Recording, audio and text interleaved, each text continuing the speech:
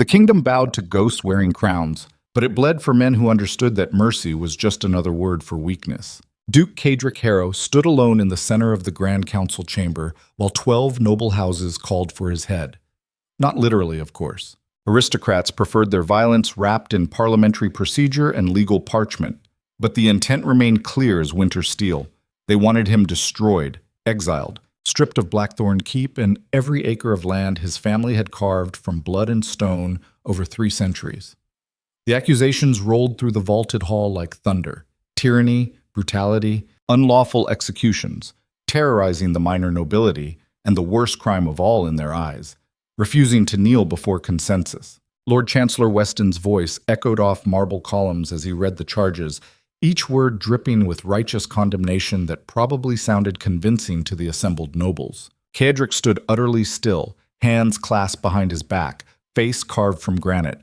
He did not interrupt, did not defend himself. Just watched them with eyes that had seen men die begging and learned long ago that the quality of a man's character revealed itself not in comfort, but in how he conducted himself while being devoured by wolves in expensive silk. The lords and ladies expected rage.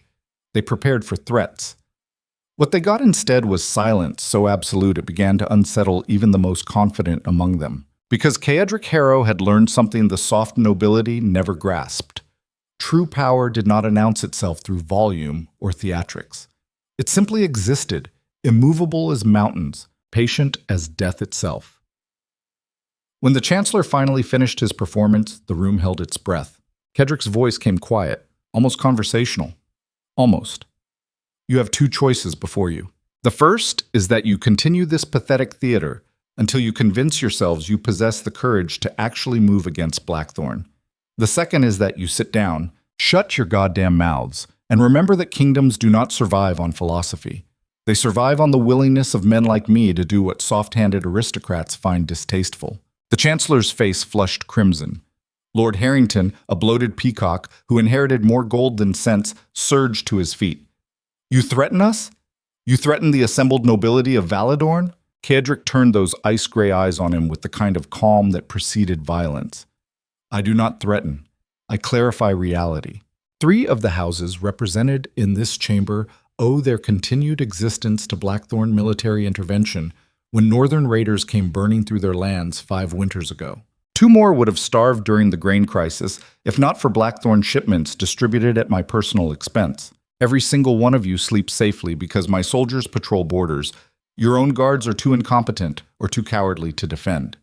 So when you speak of tyranny, what you truly mean is that I refuse to pretend your authority exists anywhere beyond these decorative walls. The silence that followed could have shattered glass. Lord Weston recovered first, smoothing his robes with trembling fingers. The law exists above any single man, Duke Harrow. Even you must answer to the crown and the assembled nobility. The law. Cedric let the words hang in the air like smoke. Tell me, Chancellor, when Lord Harrington's son raped 3 peasant girls on his father's estate last summer, did the law intervene? When Lady Cordelia sold her own household staff to flesh traders in the southern ports, did your precious law do anything beyond issue a formal reprimand? The law is a fiction you maintain for people who cannot afford to ignore it. I simply refuse to play along with the delusion. He took 3 steps forward, and despite themselves, several nobles leaned back. Not because they feared physical violence in the middle of the Grand Council, but because proximity to Cedric Harrow made something primal inside human beings.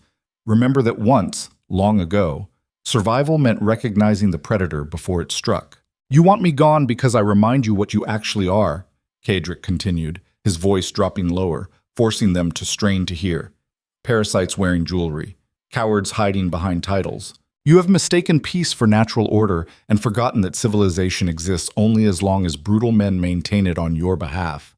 Remove me, and within 2 years you will be overrun by forces you currently do not even consider threats. Because you have been protected from reality for so long, you have forgotten it exists. This is intolerable, Lady Cordelia hissed from her seat. You speak to us as if we are children. I speak to you as what you are. Beneficiaries of violence, you did not have the stomach to commit yourselves.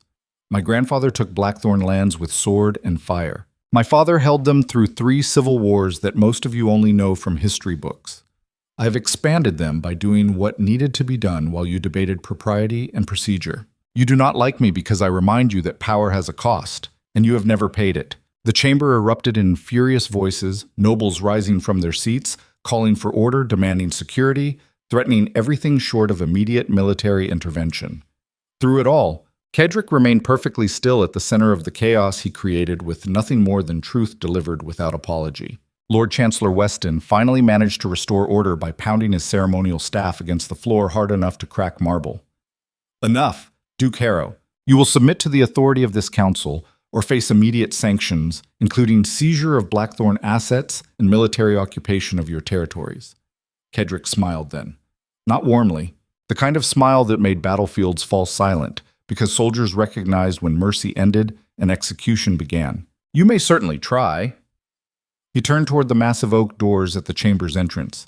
But understand this before you commit to that course.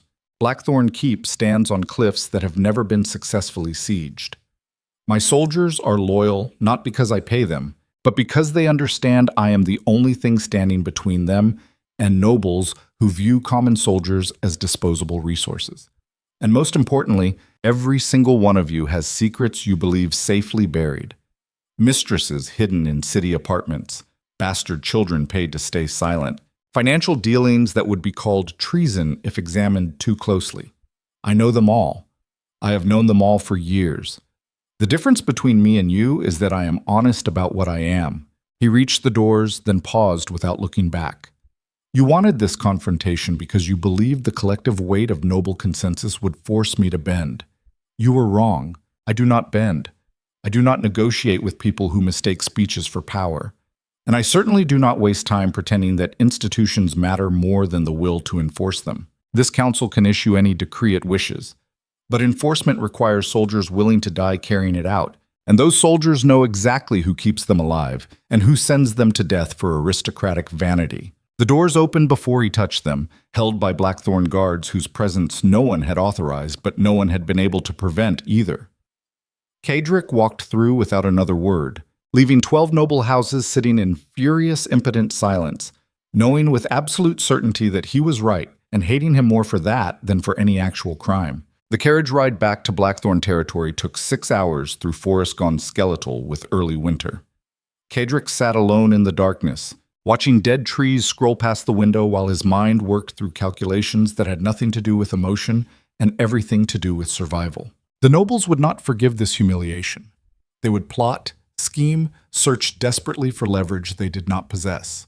And when they failed through legal means, some of them would make the mistake of trying force. He welcomed it. Clarity came through confrontation. Let them show their true nature so he could respond accordingly. Marcus, his personal guard and the closest thing Cedric allowed to friendship, rode alongside the carriage on a massive warhorse that had carried them both through more battles than either cared to remember. When they finally stopped to rest the horses near a frozen stream, Marcus swung down from the saddle with the economical movements of a man who had learned long ago not to waste energy on unnecessary motion. You could have handled that differently, Marcus observed, not quite meeting Cedric's eyes, because even loyalty had limits when it came to questioning the Duke of Blackthorne. Cedric dismounted, his boots crunching through ice-crusted grass.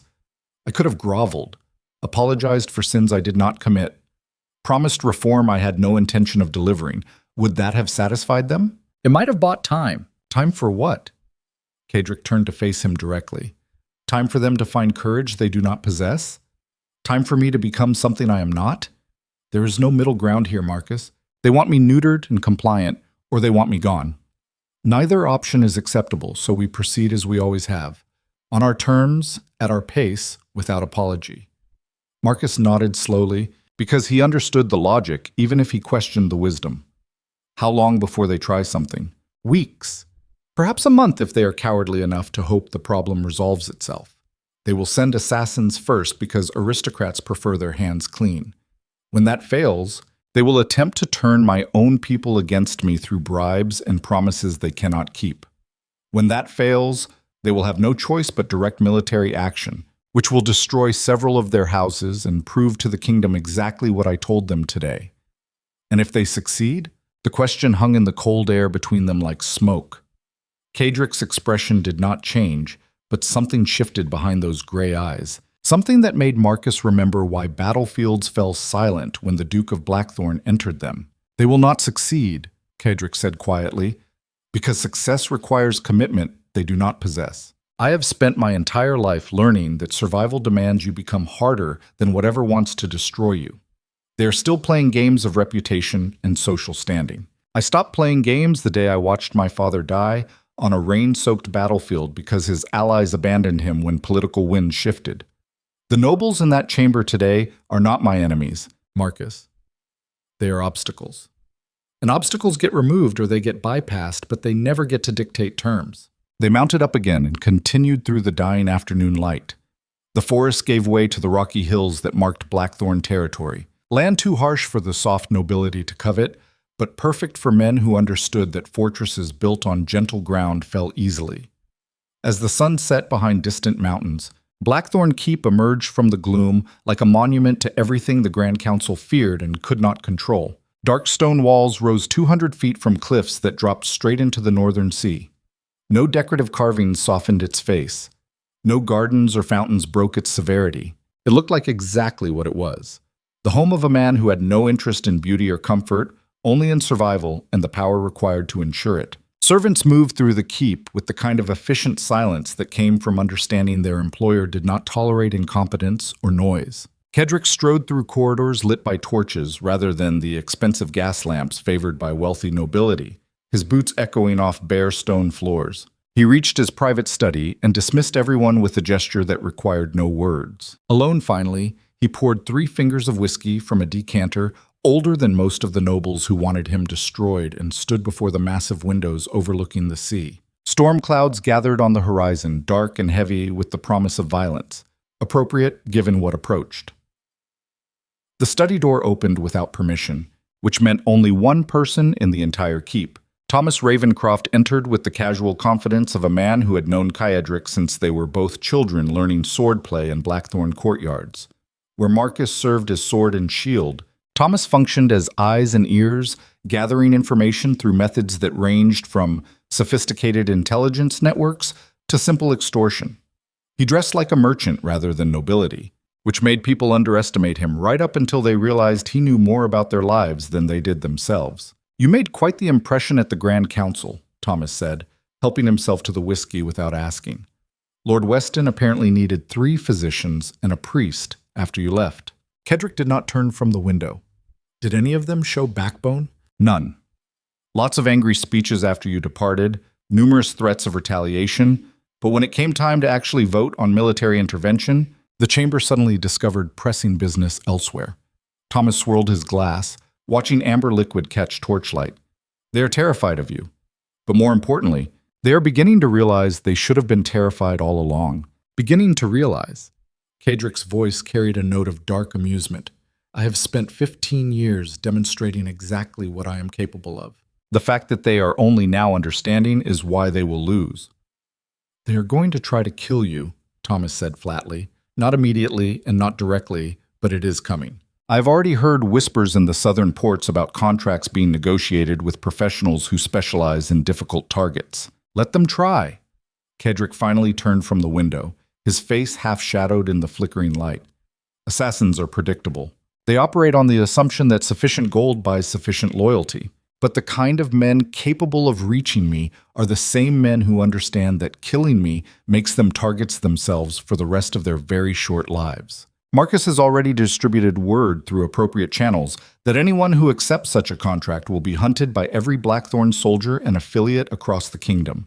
No refuge, no mercy, just eventual death preceded by sufficient pain to discourage others." Thomas nodded, unsurprised.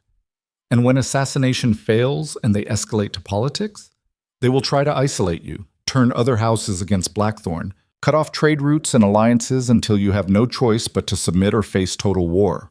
Then we remind them why total war is not an option they can survive." Cedric set his glass down with controlled precision. "Blackthorne does not exist because of political alliances, Thomas. We exist because we are necessary. The northern territories need our military strength. The coastal cities need our trade protection. The crown itself relies on Blackthorne forces to supplement an army that has grown soft with peacetime complacency. Remove us, and the entire northern third of the kingdom destabilizes within months. You are betting everything on the assumption that necessity outweighs hatred. I am betting everything on the certainty that powerful men are ultimately pragmatic. They hate me now, but hatred is a luxury they cannot afford once they realize the alternative. He moved to his desk, pulling out maps marked with military positions and resource distribution that most nobles never bothered to study. 3 of the houses calling for my removal depend entirely on Blackthorne shipping for their economic survival. 2 more have sons currently serving in my military forces, learning combat skills their father's soft guardsmen cannot teach. And Lord Chancellor Weston himself owes his position to a political favor I called in 5 years ago when his predecessor attempted to have him removed for corruption. So you own them already. I own pieces of them. Enough to make coordinated action against me suicidal for their own interests. They will eventually understand this. The question is how much damage they do to themselves before wisdom arrives. Thomas studied his old friend's face in the torchlight, seeing the same hardness that had been there since they were teenagers watching Caedric's father prepare for battles that would kill him eventually. You ever wonder what it costs? Caedric glanced up from the maps. What? Being right all the time. Being the one who sees reality clearly while everyone else lives in comfortable delusion. You have spent your entire adult life being harder, colder, more brutal than everyone around you because survival demanded it. But at some point, does the armor become the man? Do you even know anymore where pragmatism ends and cruelty begins? Silence filled the study like smoke. Outside, the first drops of rain began striking the windows, hard and cold as the truth. Thomas just spoke. Caedric's expression did not change, but something flickered behind his eyes, something that might have been acknowledgement, or might have been the faintest shadow of pain. No, he said finally. I do not know anymore. And I stopped trying to figure it out years ago because the answer is irrelevant. The world does not care about my internal philosophy. It only responds to strength or weakness, action or hesitation. I chose to be strong. I chose to act. Everything else is consequence. Even loneliness? Even the fact that every person in this keep fears you more than they respect you? That you have built an empire on other people's terror and called it order? Caedric met Thomas's stare without flinching. Especially those things. Because respect without fear is just admiration, and admiration does not keep enemies at bay. Fear does. Terror does. The absolute certainty that crossing me results in destruction does. I am not interested in being loved, Thomas. I am interested in surviving. And if survival requires becoming a monster in other people's eyes, then I will be the most terrifying monster they can imagine, and I will sleep soundly knowing I am still breathing while softer men suffocate under principles they cannot defend. Thomas finished his whiskey in a single swallow. I hope you are right. I hope that when this is over, when the nobles have tried and failed to destroy you, that you still remember why you built this in the first place. Because from where I stand, it looks like you have forgotten the difference between necessary brutality and cruelty for its own sake. He left without waiting for response, because they had been friends long enough to know when words stopped mattering. Caedric stood alone in his study, listening to rain hammer against ancient stone, feeling the weight of Thomas's accusation settle across shoulders that had carried too much for too long. The map spread before him showed military positions and economic leverage points, the architecture of power reduced to lines and symbols on parchment. Somewhere in those calculations lived a version of himself that still believed in something beyond survival. A younger man who thought strength and honor could coexist, who believed that protecting people meant earning their love rather than commanding their fear. That man died with his father on a battlefield where allied houses retreated and left Blackthorne forces to be slaughtered because political advantage mattered more than loyalty. Caedric had been 23 years old, barely trained for command, watching his father's blood soak into mud while so-called friends fled to preserve their own soldiers. He learned that day that nobility meant nothing. Oaths meant nothing. Only power mattered, and power came from the willingness to be more ruthless than everyone trying to take it from you. He built Blackthorne into something feared rather than loved, because fear lasted when love failed, because terror kept people honest in ways affection never could, because the only way to ensure loyalty in a world built on betrayal was to make disloyalty more frightening than death itself. The rain intensified, turning into the kind of storm that made the sea below crash against cliffs with enough force to shake stone foundations. Kedrick watched the violence outside his windows and felt something almost like kinship with it. Storms did not apologize, did not negotiate, simply existed with absolute commitment to their nature, destroying whatever stood in their path. 3 hours past midnight, Marcus knocked precisely once before entering. "We have a problem." Kedrick looked up from documents he had been reviewing without really seeing. "What kind of problem?" "The kind that walks through the front gate in the middle of a storm demanding to see you personally." Marcus's expression remained carefully neutral, which meant the situation fell somewhere between amusing and catastrophic. "She says her name is Seraphina Vale, and she claims someone just tried to murder her."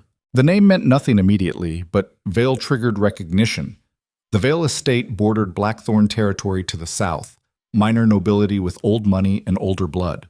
He had done business with Lord Edmund Vale years ago, trading military protection for favorable shipping access. But Edmund had died maybe 3 years back, and Kedrick had paid no attention to whatever happened to the estate afterward. "Who is she?" "Claims to be Edmund's daughter." Marcus shifted slightly, which he only did when uncomfortable.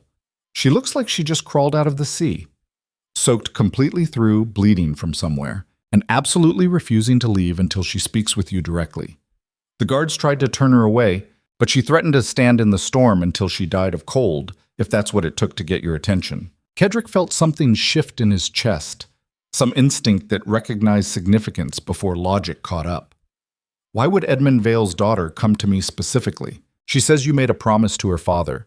She says you are the only person in the kingdom powerful enough to help her survive what is coming, and that despite everything, despite the exhaustion and cynicism and carefully maintained emotional distance, made Kedrick curious. Because anyone desperate enough to cross Blackthorne territory in a winter storm to demand help from the Duke most of the kingdom wanted destroyed was either insane or operating on a level of necessity that transcended normal fear. "Bring her to the secondary study," he said finally, "and have the physician standing by in case she collapses before we finish talking." Marcus nodded and disappeared. Kedrick stood, straightening his coat more from instinct than vanity, and walked through the keep toward the smaller study he used for meetings.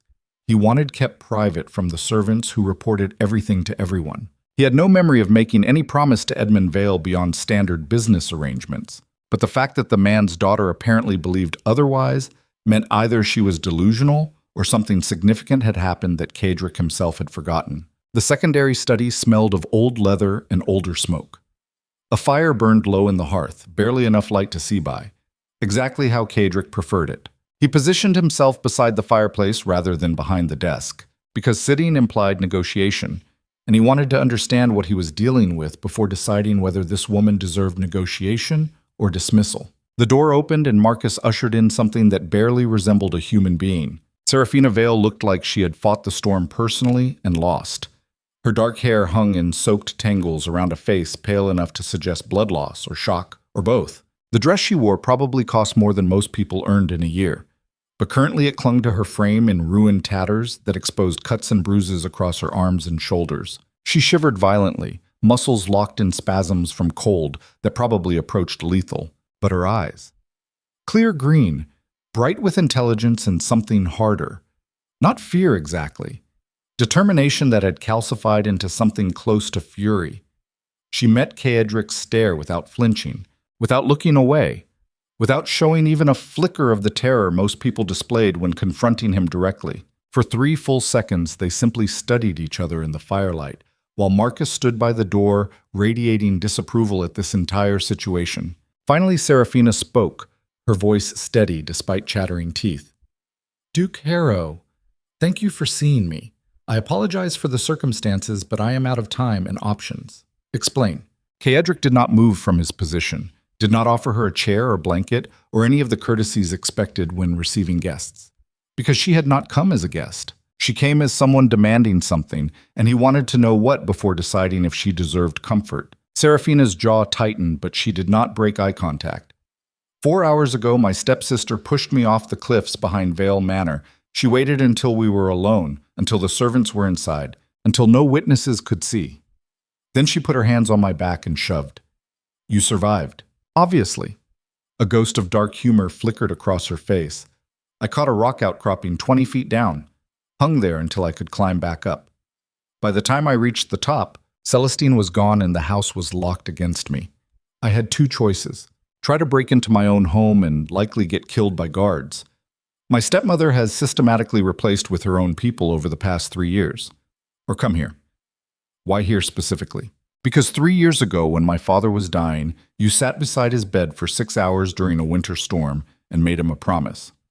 He told me about it the night before he passed, said that Duke Cadric Harrow gave his word that if anything happened to me, if I ever needed protection from forces I could not fight alone, that I should come to Blackthorne and you would honor that oath. Cadric felt memory surface slowly, details returning through fog. Edmund Vale, ravaged by sickness, barely conscious, grabbing Cadric's wrist with dying man's strength. He had been there on business, nothing personal, but the old lord insisted on speaking privately. The conversation lasted maybe 15 minutes, most of it fevered rambling about protecting his daughter from dangers he could not articulate clearly. Cadric had made the promise because dying men deserved that comfort, and because he had assumed Edmund's paranoia came from delirium rather than legitimate threat.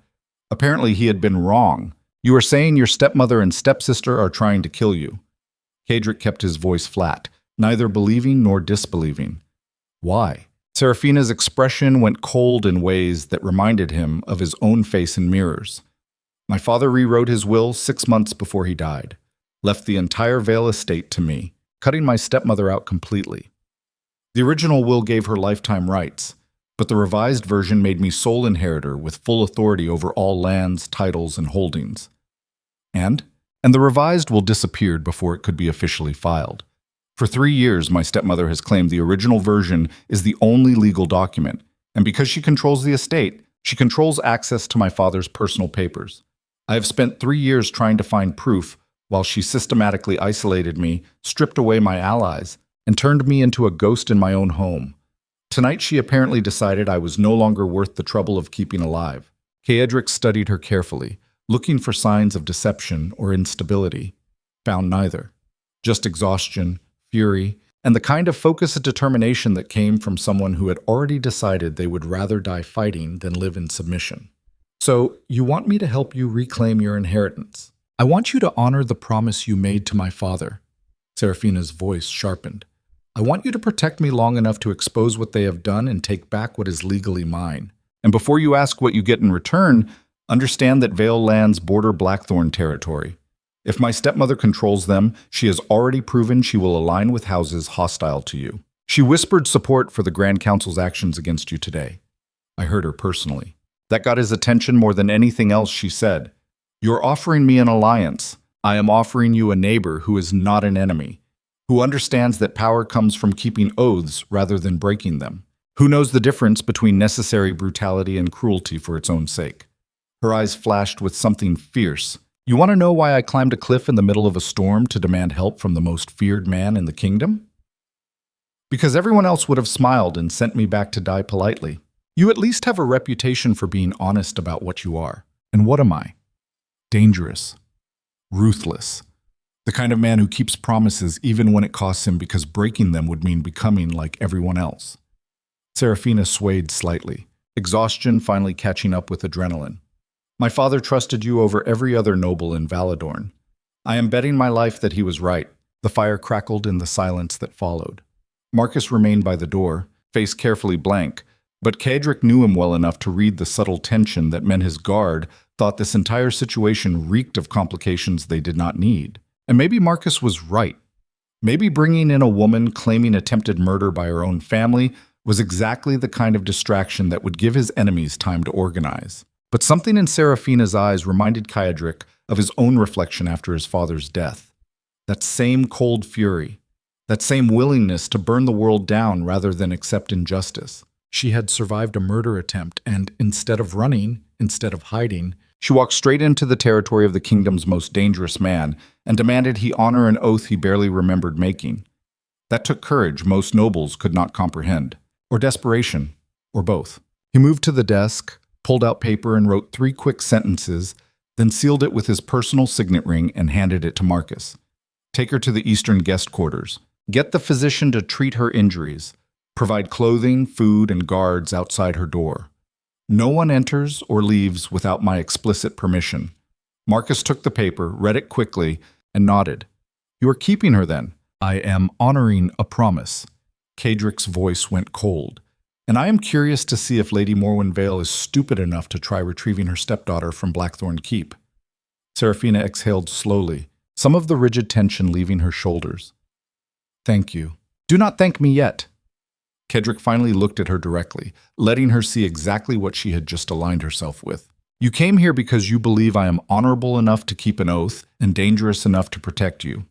You're correct on both counts, but understand that protection comes at a cost. While you are inside these walls, you exist under my authority. You follow my orders without question. You trust my judgment even when it terrifies you. And most importantly, you accept that when I move against your stepmother, I will do so in ways that may horrify you because I do not fight battles politely. Seraphina met his stare without flinching. I watched my stepsister try to murder me tonight. I am past being horrified by necessary violence. We will see. He gestured toward Marcus. Go. Rest. We will discuss details once you have survived the night without dying of cold or blood loss. Marcus guided her out, leaving Caedric alone again in the flickering firelight. He returned to the window, watching the storm rage against cliffs that had withstood centuries of worse, and tried to remember exactly what he had promised Edmund Vale in that fever-bright conversation 3 years ago. The specific words escaped him, but the intent remained clear enough. Protect Seraphina if she needed protection. Keep her safe from forces that wanted her destroyed. Simple enough in theory, but protection in reality meant war with Lady Morwen, who had apparently spent 3 years consolidating power over Vale lands. It meant conflict with whatever allies she had gathered, and given her whispered support for the Grand Council's actions, that likely included several of the houses already baying for his blood. It meant bringing a target directly into Blackthorne Keep and daring enemies to try reaching her here. It meant exactly the kind of fight Caedric welcomed. Because if they thought him dangerous before, they were about to learn what happened when the Duke of Blackthorne decided someone under his protection was untouchable. Thomas's earlier accusation echoed through his mind. Did the armor become the man? Did he even know anymore where pragmatism ended and cruelty began? Maybe not. Maybe he had crossed that line so long ago, the distinction stopped mattering.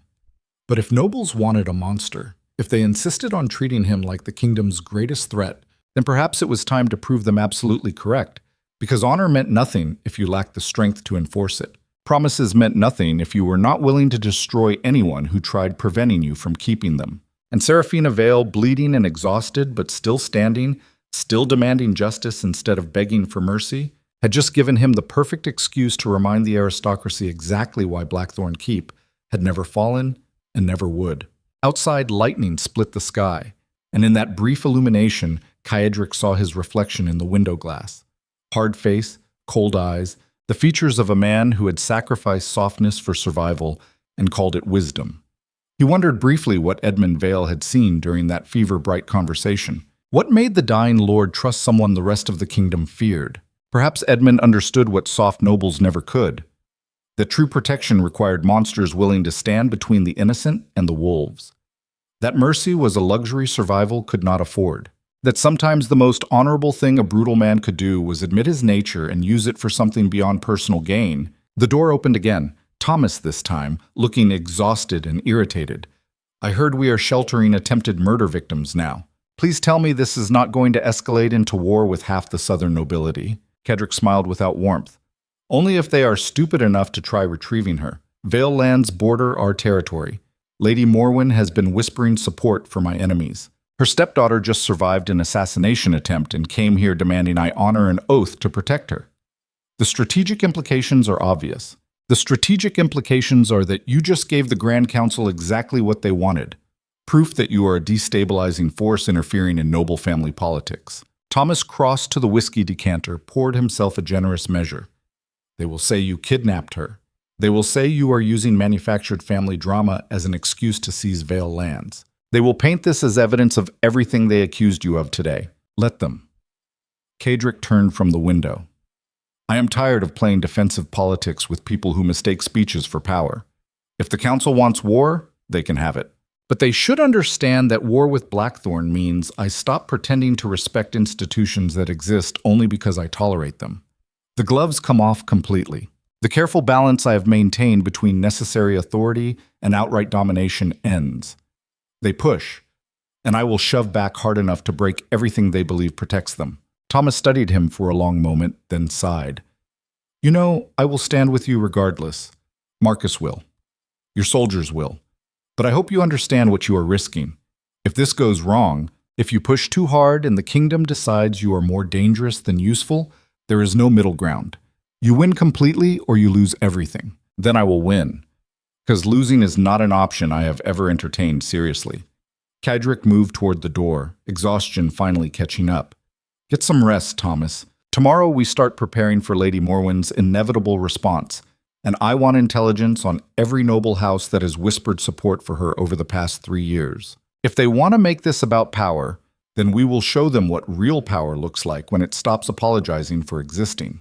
He walked through dark corridors toward his own chambers, past guards who straightened as he passed, and servants who found sudden urgent business elsewhere rather than risk his attention. Alone finally, he stripped off his coat and stood before the window in his private rooms, watching the storm slowly exhaust itself against cliffs that remained unmoved. Somewhere in the guest quarters, Seraphina Vale probably lay awake despite her injuries, wondering if she had made the right choice coming here, wondering if the Duke of Blackthorne was truly honorable enough to help her, or if she had just traded one danger for another. She would learn soon enough. Because Kedrick Harrow kept his promises, even when they cost him everything, even when they required becoming more of a monster than he already was. Not because he was good, not because he believed in justice or fairness or any of the pretty lies nobles told themselves, but because the alternative was becoming exactly what his enemies claimed, and some part of him, buried deep beneath armor and scar tissue, still remembered believing that honor meant something more than convenience. The physician's report arrived an hour before dawn. Multiple contusions consistent with a fall and subsequent climb. Lacerations suggesting defensive wounds. Signs of long-term malnutrition indicating systematic deprivation. In short, everything supporting Seraphina's story about being held prisoner in her own home, and then nearly murdered by family who wanted her permanently silenced. Kedrick read the report twice, then burned it in his fireplace and watched the paper turn to ash. Because evidence meant nothing if you lacked power to act on it, and he had no intention of taking this to courts or councils or any of the institutions that pretended justice existed beyond political convenience. No, this required something simpler, more direct, the kind of response that made enemies understand certain people remained untouchable because touching them meant war with forces they could not survive. Lady Morwen Vale was about to learn that lesson in ways that would haunt noble nightmares for years to come. But first, dawn was breaking over Blackthorne territory, and he had a kingdom to remind exactly why they feared him in the first place. Dawn broke over Blackthorne Keep like a blade splitting flesh, cold and precise and without mercy. Kedrick stood in the training yard watching his soldiers run drills that would kill softer men, their breath forming ghost clouds in air sharp enough to cut lungs. He had not slept. Sleep was a luxury for people who did not understand that empires collapsed in the hours when rulers closed their eyes, and he had built too much to risk losing it to something as mundane as exhaustion. Marcus approached from the east corridor, his face carrying news before his mouth opened. We have visitors. 3 riders bearing Vale House colors stopped at the outer gates an hour ago.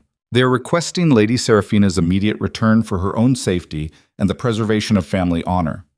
Kedrick did not turn from watching the soldiers. Did they threaten? No. Very polite, very concerned. The lead messenger emphasized multiple times that Lady Morwen is devastated by her stepdaughter's disappearance and simply wants to ensure she receives proper care after her tragic accident. Tragic accident.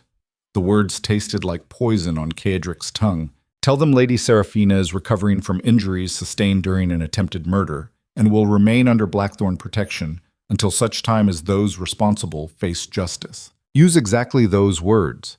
Do not soften them. I want Lady Morwen to understand precisely how I am framing this situation. Marcus nodded, understanding the strategy immediately. You are forcing her to either admit culpability or challenge your authority directly. No middle ground. There's never middle ground in situations like this.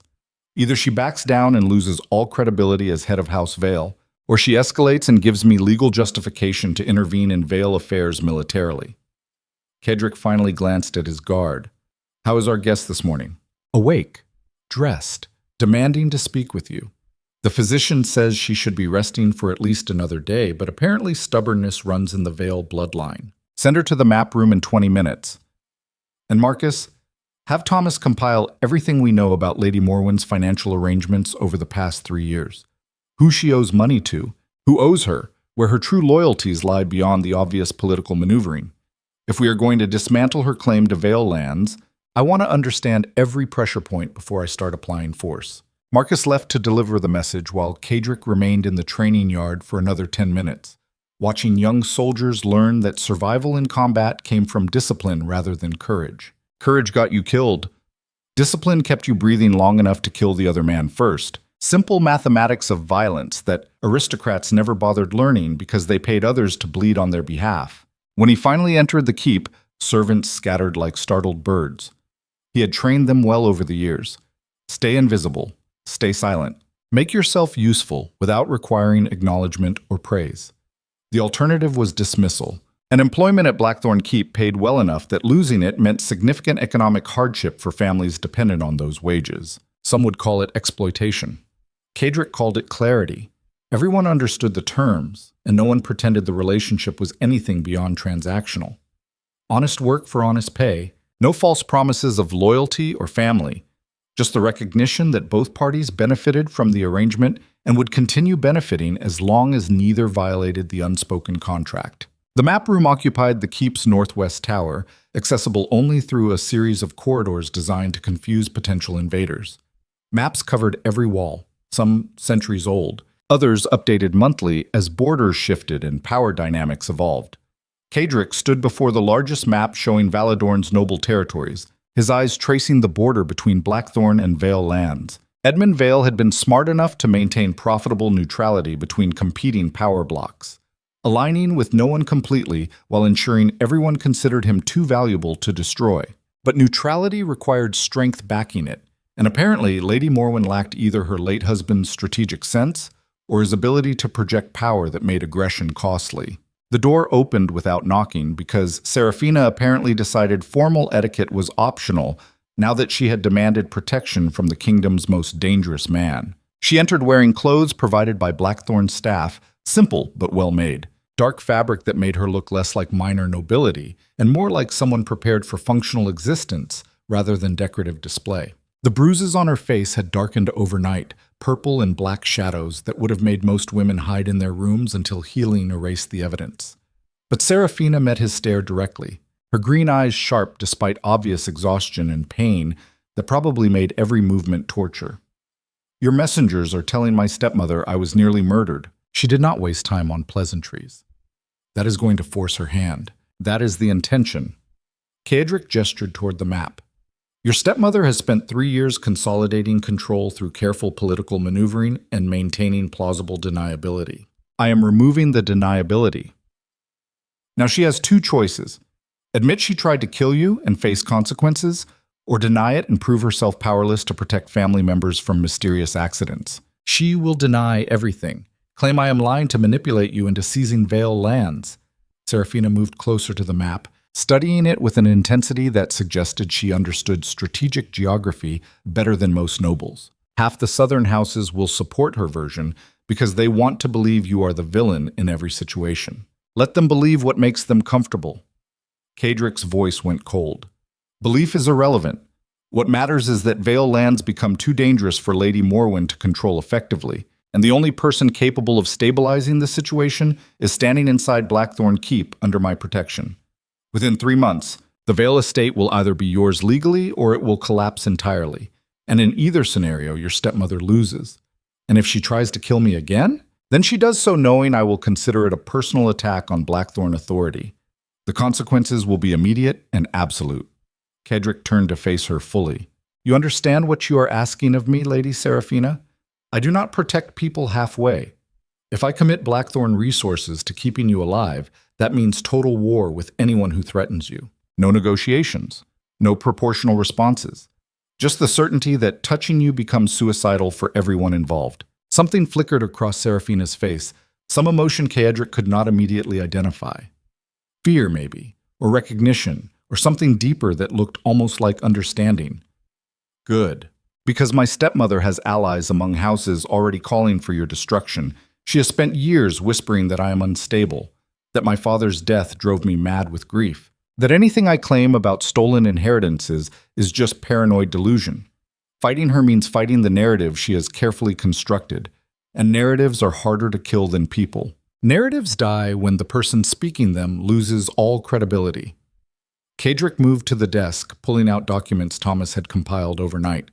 Lady Morwen owes significant debt to Lord Chancellor Weston. She has been funneling Vale resources into his political campaigns for 2 years. In return, he has blocked every legal inquiry into your father's estate and ensured that your claims never receive official investigation. Seraphina's jaw tightened, rage flashing across her features before she controlled it. So she bought protection from the man who controls the legal system. She bought temporary protection from a man whose power base is currently under threat from multiple directions, including me. Cadric set the documents down with deliberate care. Weston is overextended financially and politically. He has made too many promises to too many competing interests, and eventually those obligations will collapse on him. When that happens, Lady Morwen loses her primary shield. How long? 3 months. Maybe 4 if he is more competent than I believe.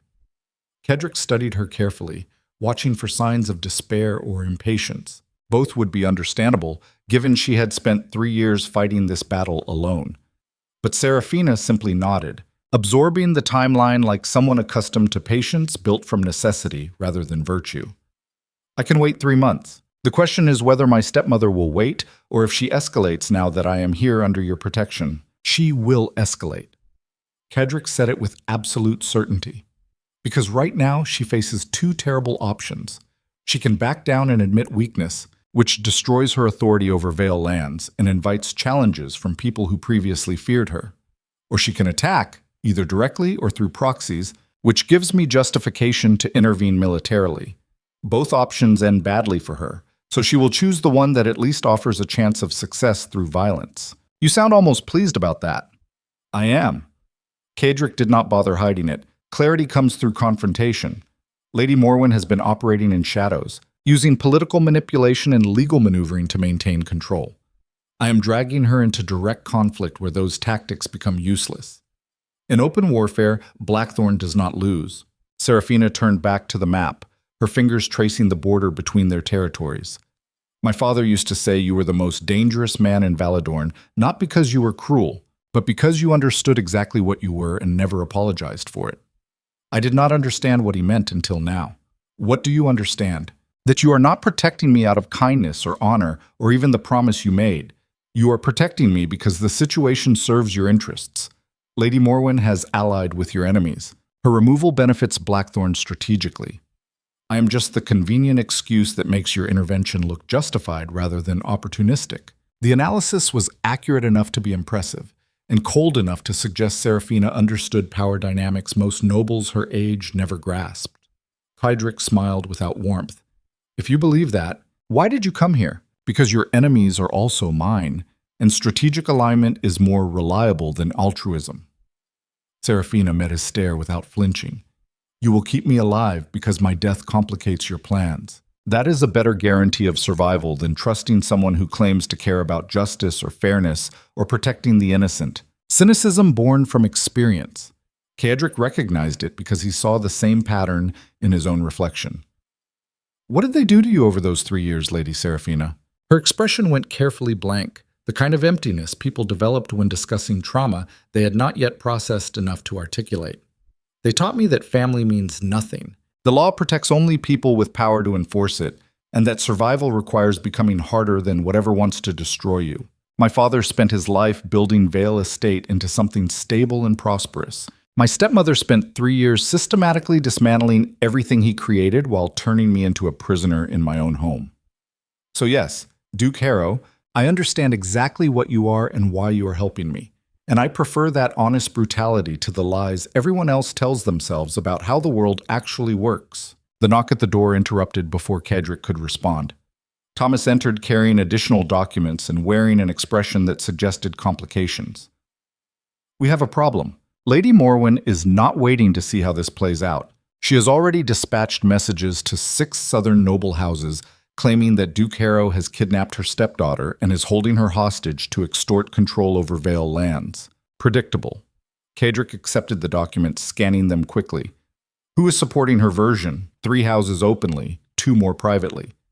But the interesting part is who she is not messaging. Thomas pointed to names conspicuously absent from the list. The houses with military strength capable of actually challenging Blackthorne are staying silent. They're watching to see how this unfolds before committing resources, because they understand that fighting me is expensive regardless of outcome. Caedric set the papers down. The houses supporting Lady Morwen are either politically aligned with the Grand Council faction or financially dependent on Chancellor Weston. Neither group poses immediate military threat. No, but they pose legal and political threat. Thomas glanced at Seraphina, then back to Caedric. If enough noble houses formally accuse you of kidnapping, even friendly houses will have to distance themselves to avoid being painted as accomplices. You could end up fighting this battle completely isolated. Then we change the narrative before it solidifies. Caedric turned to Seraphina. You need to make a public statement. Not here, not in private. At the Central Market in Blackthorne Village, where witnesses from multiple territories can hear you directly. Tell them exactly what happened. Your stepsister's attempted murder, your stepmother's theft of inheritance, 3 years of systematic abuse. Make it personal, make it visceral, and make it impossible for Lady Morwen to dismiss as fabrication. Seraphina's eyes widened slightly. You want me to publicly accuse my own family of attempted murder in front of common witnesses? I want you to tell the truth in a way that makes the truth undeniable. Caedric moved closer, his voice dropping to something almost gentle but no less absolute. Noble houses will support Lady Morwen because political convenience demands it. But common people, merchants, soldiers, the people who actually make kingdoms function, they respond to different incentives. They care about justice in ways aristocrats have forgotten. You tell your story to them, and suddenly Lady Morwen is not fighting a legal battle between noble houses. She is fighting public opinion, which is significantly harder to control, and significantly more dangerous for me. If I make that statement publicly, my stepmother cannot afford to let me live. The accusation becomes too damaging to ignore. She cannot afford to let you live regardless. At least this way you control how the story spreads rather than letting her define you as a kidnapping victim or delusional heiress. Caedric held her stare. You came to me because you were out of options. This is what having options looks like when you align with someone willing to fight wars other people find distasteful. Seraphina was quiet for several long seconds, her mind clearly working through implications and risks that would paralyze softer people. Finally, she nodded once, sharp and decisive. When? This afternoon. Thomas will arrange security and ensure proper witnesses attend. You speak for 10 minutes, no longer. Tell them what happened on that cliff. Tell them about the missing inheritance. Tell them you came to Blackthorne because the Duke of Harrow keeps his promises even when everyone else breaks theirs. Caedric smiled coldly. And then we watch how quickly Lady Morwen's carefully constructed lies collapse when confronted with testimony she cannot refute without looking even more guilty. Thomas exhaled slowly. You understand this pushes us past any possibility of peaceful resolution. Once Lady Seraphina makes that statement, Lady Morwen has to respond with force or lose everything. Good. Caedric's voice went flat. I am tired of playing defensive games with people who mistake political maneuvering for actual power. If Lady Morwen wants war, she can have it. But she should understand that war with Blackthorne means I stop pretending to respect noble conventions that exist only because I have tolerated them. He turned back to Seraphina. You will have 2 hours to prepare your statement. Keep it direct, keep it emotional, and keep it focused on specific incidents they cannot dismiss as exaggeration. The goal is not to convince nobles you are telling the truth. The goal is to make common people angry enough that nobles cannot ignore the pressure. And if someone tries to kill me during the speech, then they die publicly, and we get even better propaganda about how desperate Lady Morwen has become. Caedric's expression did not change. But that will not happen, because I will have 40 soldiers surrounding the market square, and Marcus personally standing close enough to intercept any threat before it reaches you. You will be safer making that speech than you were for the past 3 years living in your own home. Seraphina studied him for a long moment, and Caedric recognized the calculation happening behind her eyes. She was measuring him, trying to determine if his confidence came from legitimate capability or delusional arrogance. Smart woman. The kind of intelligence that would make her either a valuable ally or a dangerous enemy depending on how this situation resolved. All right, I will do it. Her voice steadied into something hard. but understand that I am trusting you with my life in a very literal sense. If your security fails, if Lady Morwen gets to me during that speech, I die knowing you failed to keep the promise you made to my father. Then I will not fail." Cedric said it simply, without drama or emphasis, just stating fact. Because Blackthorne Keep has stood for 3 centuries by ensuring that people under our protection stay protected, and I have no intention of being the Duke who breaks that tradition. Thomas gathered the documents. "I will make the arrangements. Market Square, 2 hours, maximum security presence without making it look like military occupation." He paused at the door. "You know, this is exactly what the Grand Council wanted. Proof that you are interfering in noble family disputes and destabilizing southern territories. Let them complain." Cedric dismissed the concern with a gesture. "The Grand Council wants me neutered and compliant. Every action I take will be framed as destabilizing until I either submit or they find courage to actually move against me directly. Since I am never submitting, we might as well commit fully to the confrontation and show them what real destabilization looks like." After Thomas left, Seraphina remained standing before the map, her fingers still tracing territorial borders like she was memorizing geography for future battles. When she finally spoke, her voice carried weight beyond the words themselves. "My father told me you were the most honorable man he ever met. But honor in your case meant keeping promises even when it cost you everything. Not because you believed in abstract principles, but because breaking promises would make you like everyone else. He said you would rather die than become indistinguishable from the soft nobles who inherit power without earning it. Your father was perceptive." Cedric moved to stand beside her, both of them studying the map that represented years of conflict distilled into lines and colors. He was also dying and possibly not thinking clearly toward the end. "No." Seraphina shook her head. He was clearer in those final days than he had been in years. Facing death strips away pretense. He knew exactly what he was asking when he made you promise to protect me. He was not asking for kindness. He was asking you to be what you have always been, and to aim that brutality at anyone who threatened his daughter. And you are comfortable with that? Being protected by someone whose reputation is built on ruthlessness rather than mercy? I am comfortable being alive. Everything else is philosophical luxury I cannot afford." She turned to face him directly.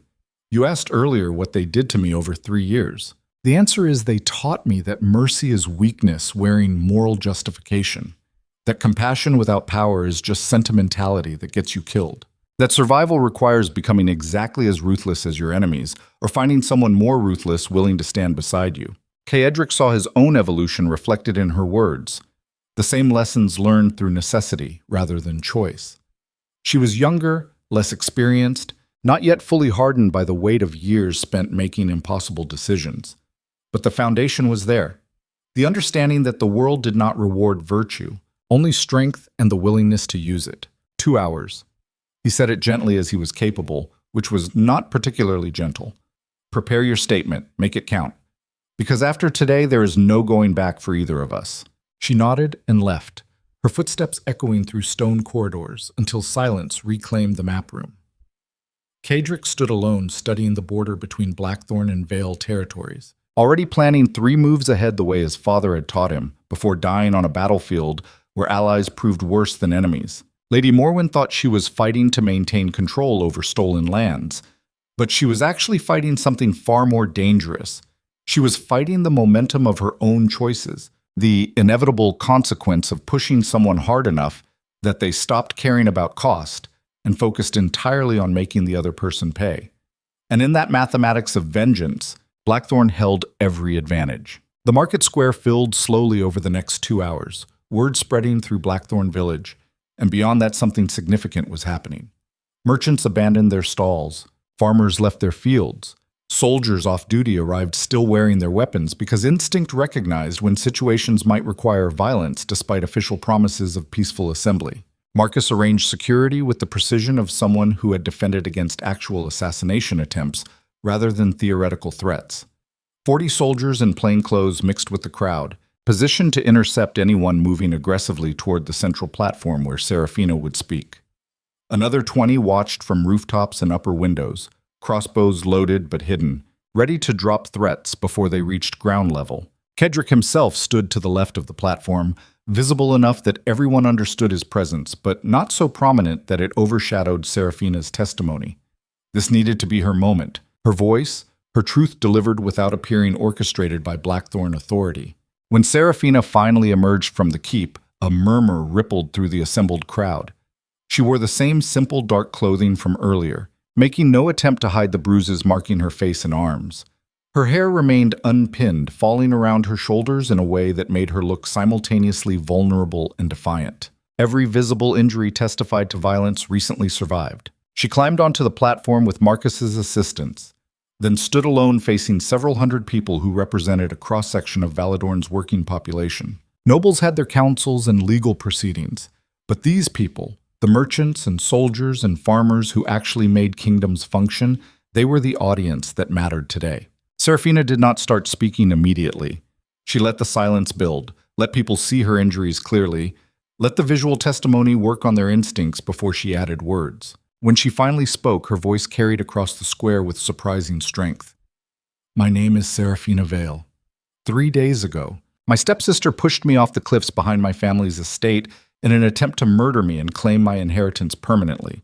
The crowd went utterly still. Whatever they expected, that level of direct accusation was not it.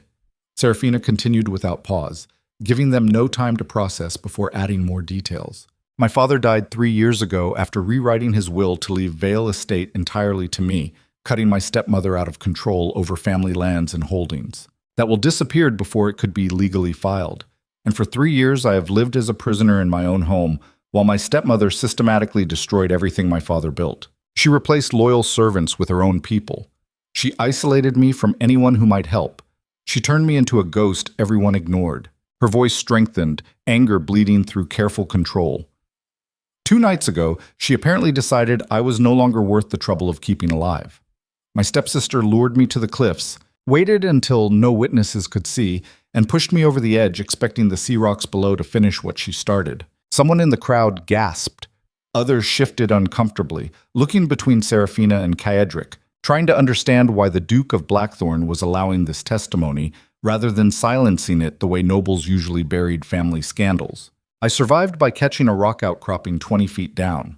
I climbed back up bleeding and half dead to find the house locked against me, and my stepmother's guards ordered to kill me if I tried to enter. So I walked through a winter storm to Blackthorne Keep and demanded Duke Harrow honor the promise he made to my dying father, to protect me if forces I could not fight alone ever tried to destroy me. Seraphina's eyes swept across the crowd, meeting individual gazes rather than speaking to the mass.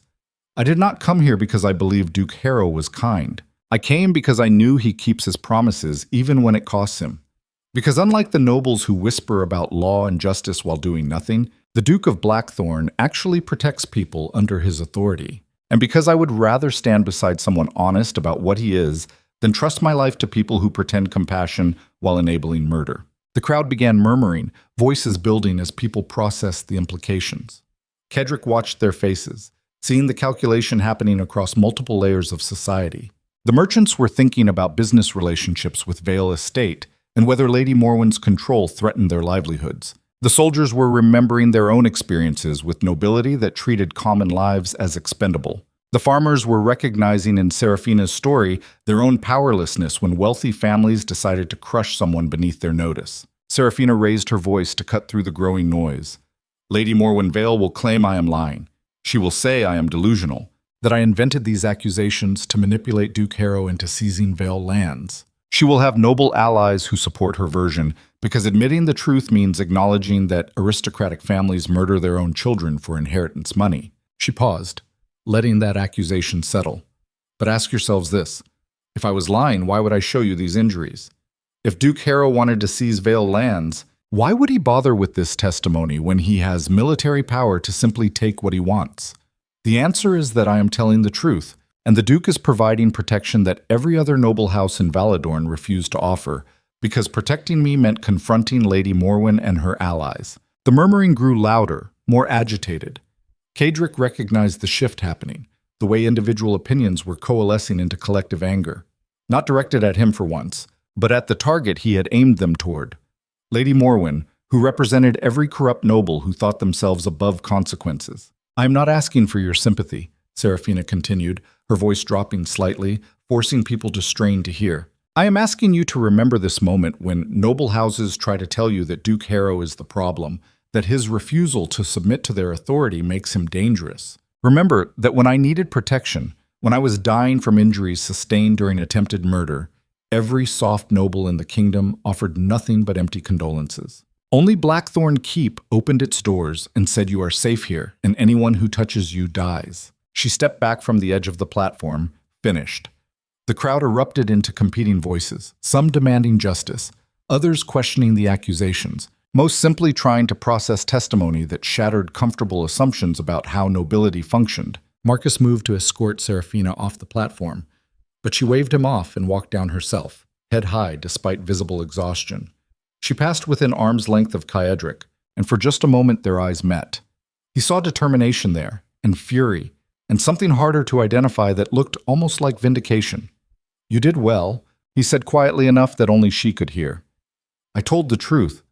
The rest is up to whether people want to believe it. They will believe it because the alternative requires them to believe I kidnapped you for no strategic benefit while publicly making myself look guilty of exactly what my enemies accuse me of. Logic alone forces them toward your version, unless my stepmother produces evidence that contradicts my story. Seraphina glanced at the dispersing crowd. Key.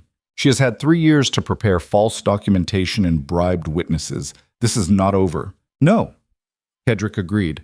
But it has moved from shadows into public view, and public view is harder terrain for people accustomed to operating through manipulation and legal technicalities. Your stepmother's about to discover that reputation built on lies collapses quickly when confronted with testimony people want to believe. They return to the keep through crowds that parted automatically. People stepping aside not from fear exactly, but from recognition that whatever was happening between Blackthorne and Vale exceeded their ability to influence.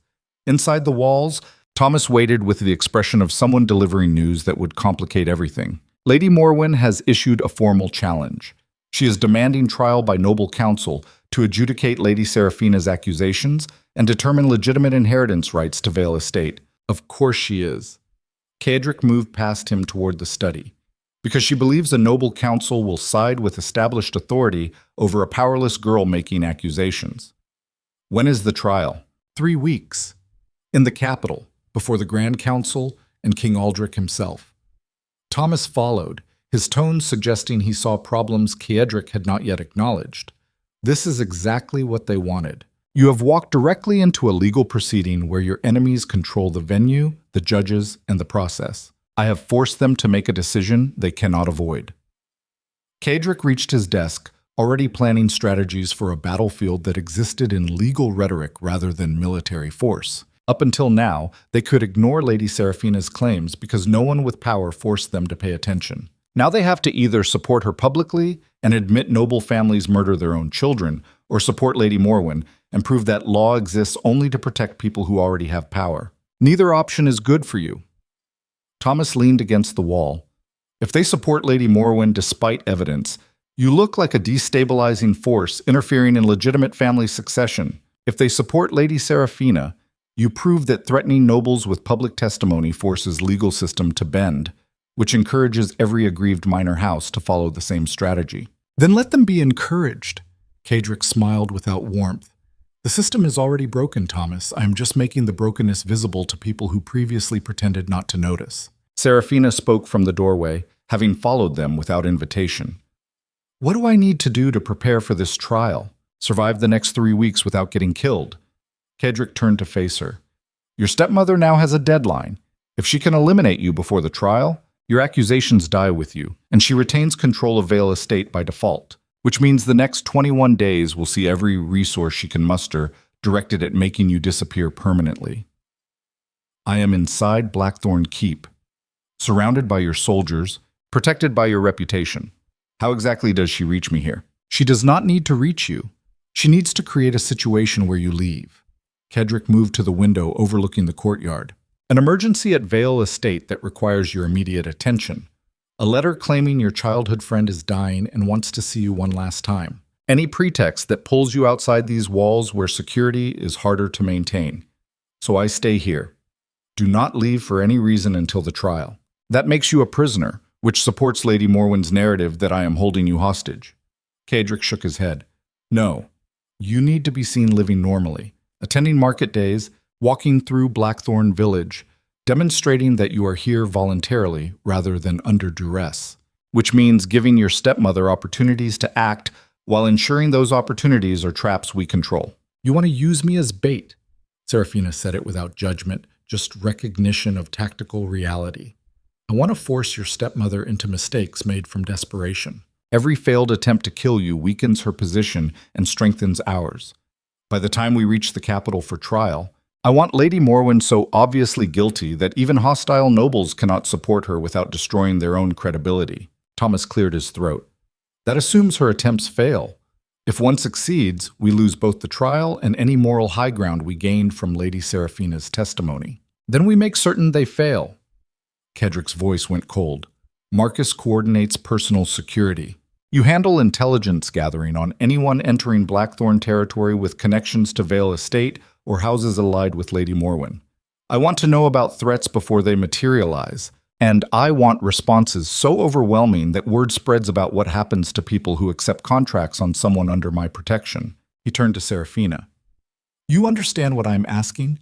I need you visible enough to draw threats, but protected enough that those threats become object lessons rather than successful assassinations. It requires trusting that my security is sufficient and that I consider your survival important enough to commit significant resources toward ensuring it. Seraphina met his stare without flinching. I trusted you enough to walk through a storm and demand your help when everyone else abandoned me. Trusting you to keep me alive for 3 more weeks is not particularly difficult by comparison. The 3 weeks that followed proved her trust was either well-founded or suicidal, depending on perspective. Lady Morwen made 5 separate attempts on Seraphina's life, each one more desperate and less sophisticated than the last. The first came during a market visit when a hired knife tried to approach through the crowd. Marcus intercepted him 15 feet away, disarming him without killing and turning him over to Blackthorne guards for interrogation. Under questioning that Kaedric did not ask specifics about, the assassin revealed his employer was a merchant house owing significant debt to Vale Estate. The merchant was found hanging in his shop 3 days later, officially ruled suicide, but everyone understood the message. Accepting contracts on people under Blackthorne protection bought you nothing except early death. The second attempt involved poisoned wine delivered to Seraphina's quarters, with a forged note claiming it came from Thomas as a gift. The servant who delivered it was captured before Seraphina could drink, and revealed under interrogation that Lady Morwen had paid him triple his annual salary to ensure the wine reached its target. Kaedric had the servant executed publicly in Blackthorne courtyard, not because the man deserved death particularly, but because mercy would be interpreted as weakness and invite further attempts. The execution was quick, professional, and witnessed by enough people that word spread rapidly about the cost of betraying Blackthorne hospitality. The third, fourth, and fifth attempts blurred together into escalating desperation. A crossbow fired from a rooftop that hit stone 3 inches from Seraphina's head. A rigged carriage wheel designed to collapse and throw her into traffic. A fire started in the guest quarters that Marcus caught early enough to prevent serious damage. Each failure drove Lady Morwen deeper into territory where her actions became undeniable.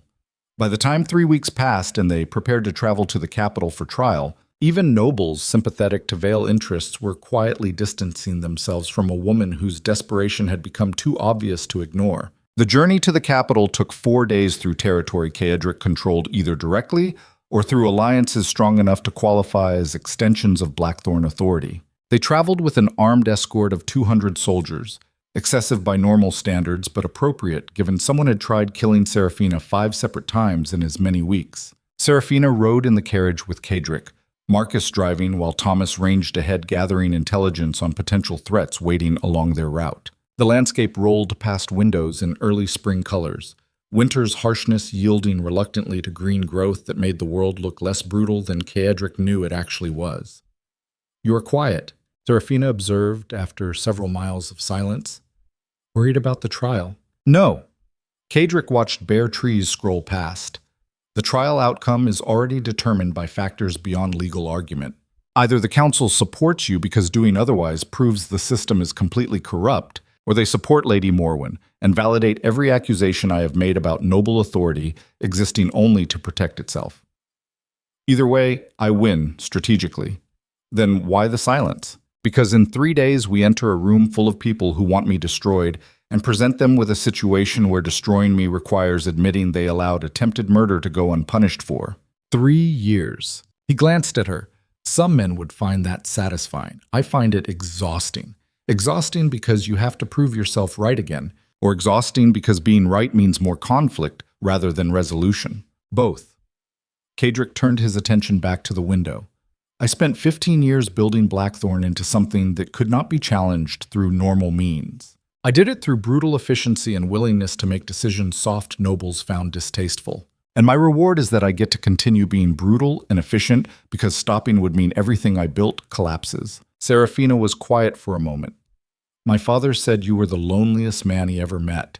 Not because you lacked people around you, but because you could never let anyone close enough to actually know you without that knowledge becoming a weapon they could use. Your father was uncomfortably perceptive for someone who spent most of his life playing neutral diplomat. He learned it from watching you. Seraphina shifted in her seat, studying Kadrick's profile. He said you walked into every room like you were already calculating which people would betray you first and how to neutralize them before they managed it.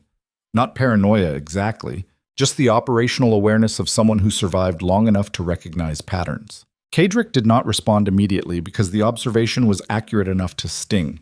He had spent so long maintaining distance, treating every interaction as potential future conflict, that genuine connection had become foreign territory he no longer knew how to navigate. Thomas was probably the closest thing to a friend, and even that relationship existed primarily through shared history rather than current intimacy. The trial will determine whether you reclaim Vale Estate or remain dependent on my protection indefinitely, he said finally, changing the subject because discussing his own isolation served no tactical purpose. If the council rules in your favor, you become independent again, free to rebuild your family's holdings without being bound to Blackthorne authority. And if they rule against me, then you stay here permanently because leaving makes you vulnerable to your stepmother's continued attempts at elimination. Which means your future becomes inextricably tied to mine, regardless of whether either of us wants that outcome.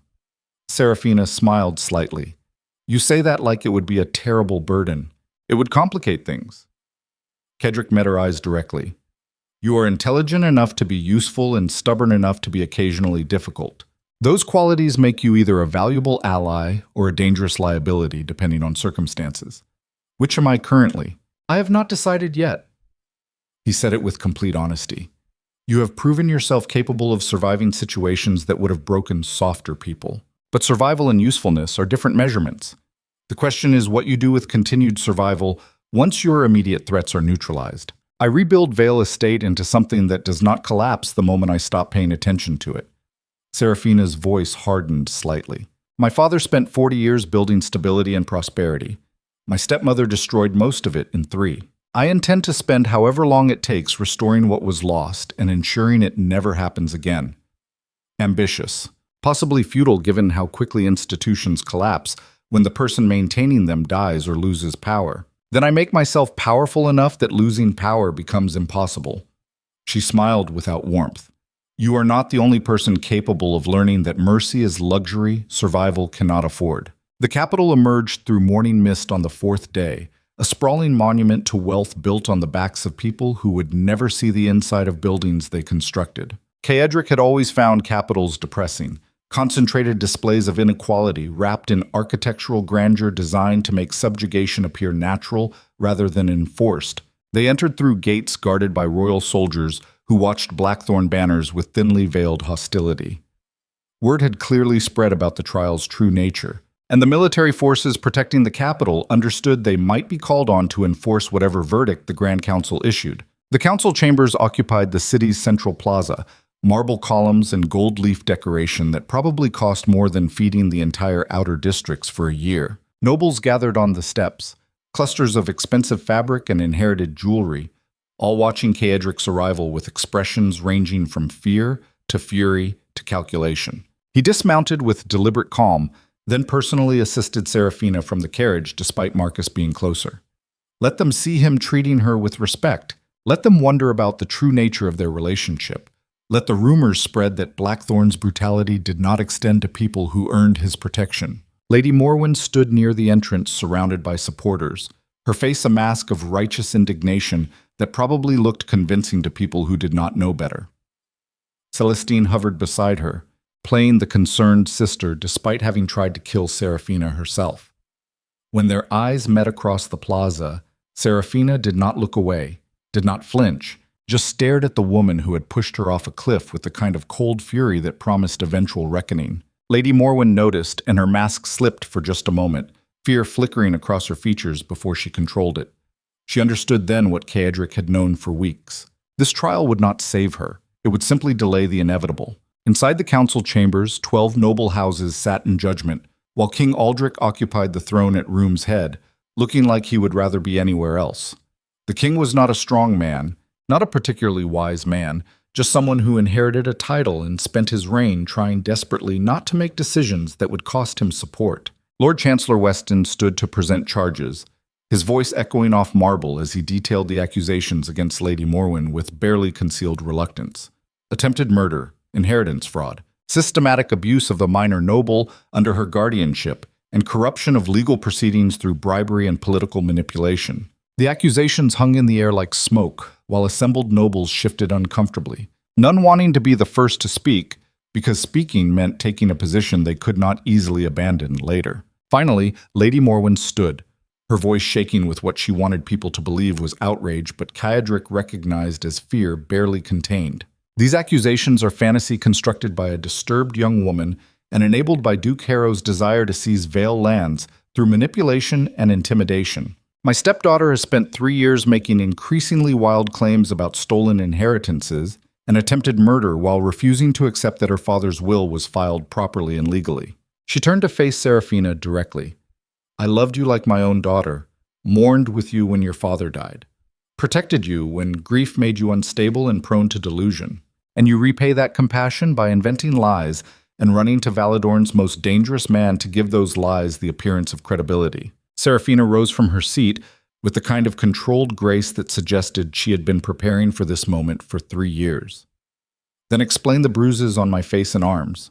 Explain why 5 separate assassins tried to kill me during the past 3 weeks. Explain why merchants with financial ties to your estate keep appearing with weapons or poison or schemes designed to ensure I die before this trial could occur. Accidents. Lady Morwen said it quickly. The criminal element taking advantage of a young woman without proper protection. Criminal elements who conveniently all have connections traceable back to people you owe money or favors to. Seraphina's voice sharpened. Criminal elements who stopped attacking the moment Duke Harrow made it clear that killing me meant dying themselves. If these were random threats, why did they all cease immediately when protected by Blackthorne authority? Because you are not actually in danger. Lady Morwen was getting desperate now, her voice rising. Duke Harrow manufactured threats to justify keeping you under his control and pressuring this council into giving him access to Vale lands. Caedric stood then, and the room went silent immediately because everyone recognized when the predator entered the conversation. Lady Morwen, do you truly believe I need to manufacture justification to take Vale Estate if that was my actual goal? I could march soldiers across your border tomorrow, and there is not a military force in the Southern Territories capable of stopping me. The fact that I have not done so should demonstrate my interest lies elsewhere. He turned to address the council directly. Lady Seraphina came to Blackthorne Keep bleeding from injuries sustained during an attempted murder. She came because I made a promise to her dying father to protect her if she ever needed protection I could provide. I kept that promise, as I keep all promises, because my word is the foundation upon which Blackthorne authority rests. If nobles want to call that kidnapping or manipulation, they are welcome to their delusions. But they should understand that allowing attempted murder to go unpunished because acknowledging it is politically inconvenient destroys whatever remaining credibility this council pretends to possess. The silence that followed was absolute. Every noble in that chamber understood the threat beneath his words. Side with Lady Morwen and prove the system was corrupt beyond redemption. Side with Seraphina and admit a woman of noble blood had spent 3 years being tortured and nearly killed while they ignored her suffering. Neither option was palatable. Basumaska I ma upati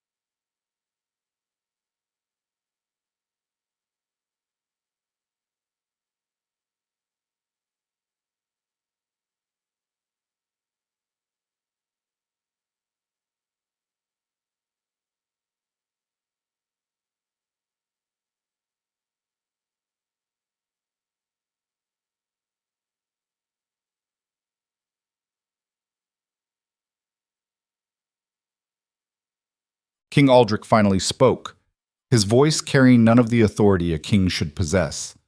This council will adjourn to deliberate on the evidence presented. We will reconvene tomorrow to issue our verdict on Vale estate inheritance and the serious accusations made against Lady Morwen Vale. The nobles fled the chamber like rats abandoning a sinking ship, none wanting to be associated with whatever decision eventually emerged. Cedric remained standing until the room emptied, then moved to where Seraphina waited beside her chair. "Tomorrow," he said quietly. "One way or another, this ends tomorrow. And if they rule against me?" Cedric smiled without humor.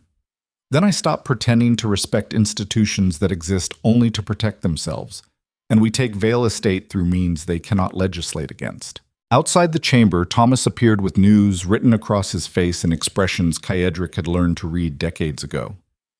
"We have a problem. Lady Morwen has disappeared. Left the capital sometime during the trial with Celestine and a small group of guards. No one knows where she went, but the timing suggests she is not planning to wait for the verdict. Running, because she knows she has lost the legal battle." Cedric's mind immediately shifted into calculations of where someone desperate would go and what they would do once they got there. She will try one more time to kill Seraphina, something desperate and final, because death is her only remaining solution. Marcus materialized from the crowd, his hand already on his sword. "We lock down her security. No one gets close except people we have vetted personally." "No." Cedric shook his head. "We use her desperation against her. Lady Morwen will not hire another assassin. She will come herself personally, because she has run out of proxies willing to take the risk. And when she does, we make certain everyone sees exactly what she is willing to do to maintain control over stolen lands." "You want to let her try?" Seraphina's voice carried no fear, just recognition. "I want to end this permanently rather than fighting the same battle repeatedly for years." Cedric met her eyes. "Trust me one more time. Give Lady Morwen the opening she thinks she needs, and I will ensure that when she takes it, she destroys herself so completely that even her allies cannot defend her." Seraphina held his stare for 3 long seconds, then nodded once. "All right. What do you need me to do?" "Walk back to our lodgings tonight, alone, visible, vulnerable, with Marcus and 40 soldiers hidden close enough to intervene but far enough away that Lady Morwen believes she has an opportunity.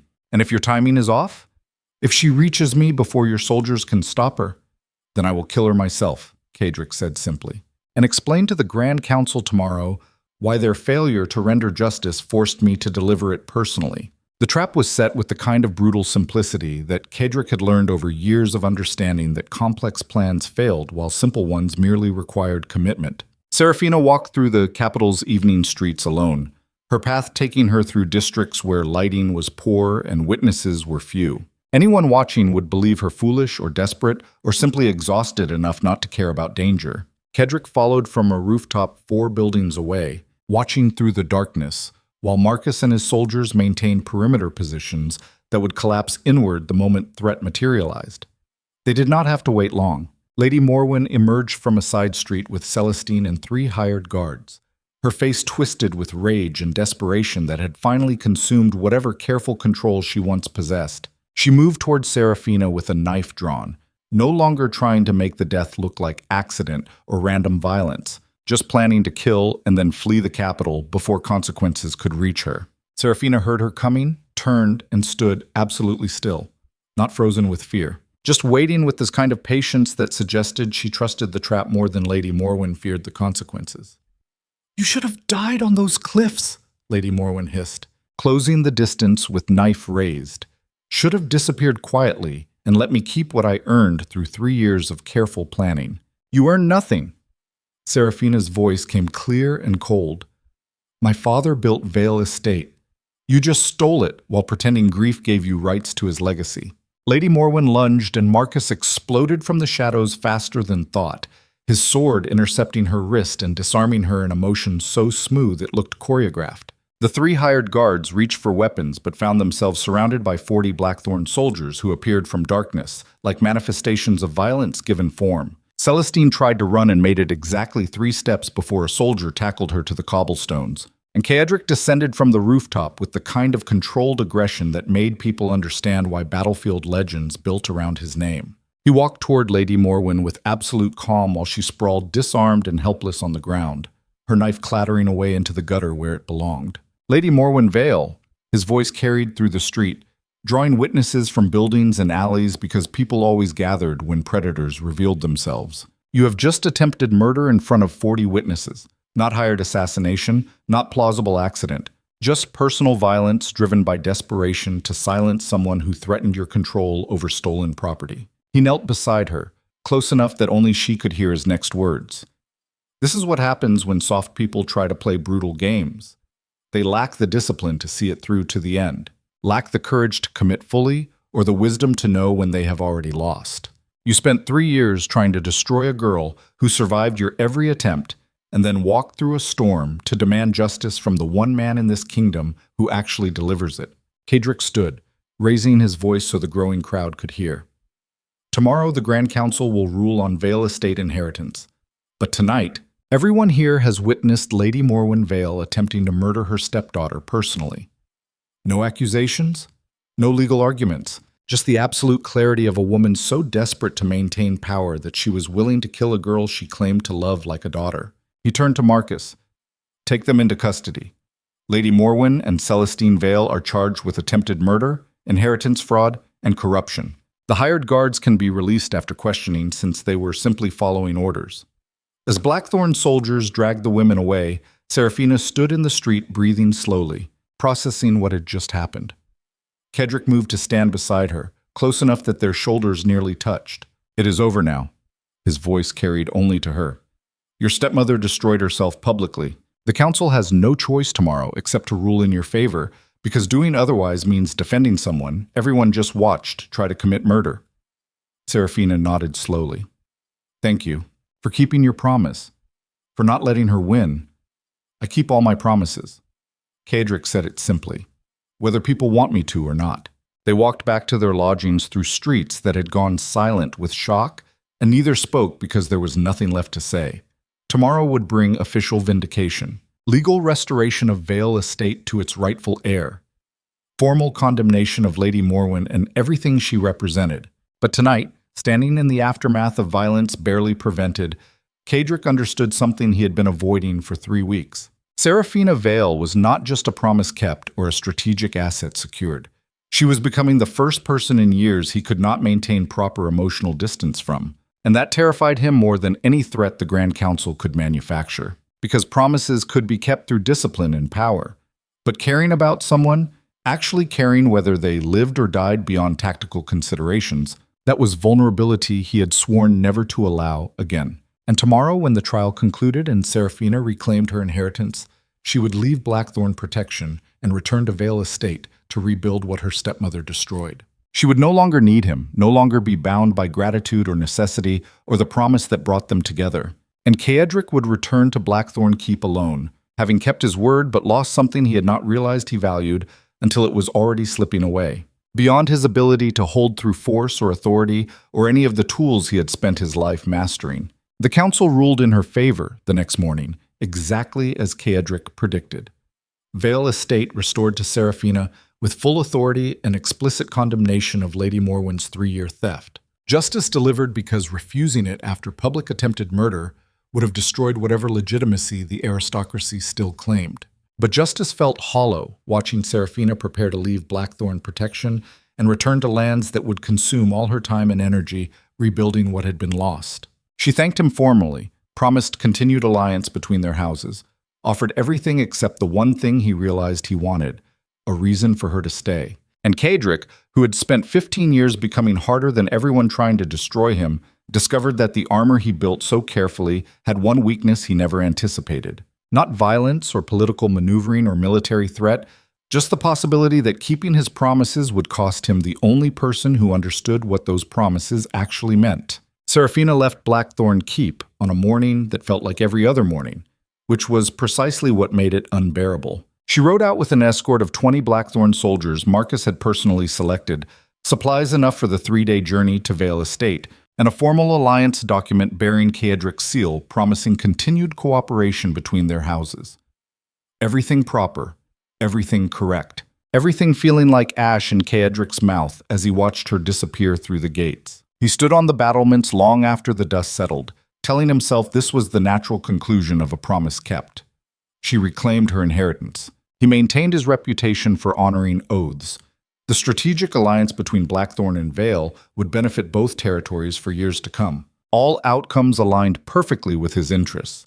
So why did it feel like losing? Thomas found him there 2 hours later, still staring at empty roads stretching toward southern territories. You're going to wear a hole in those stones if you keep standing in one place like a statue.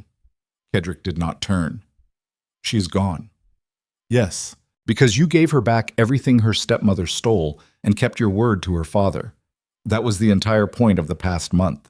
Thomas moved to stand beside him, following his gaze toward the horizon. So why do you look like someone just died? Because something did die.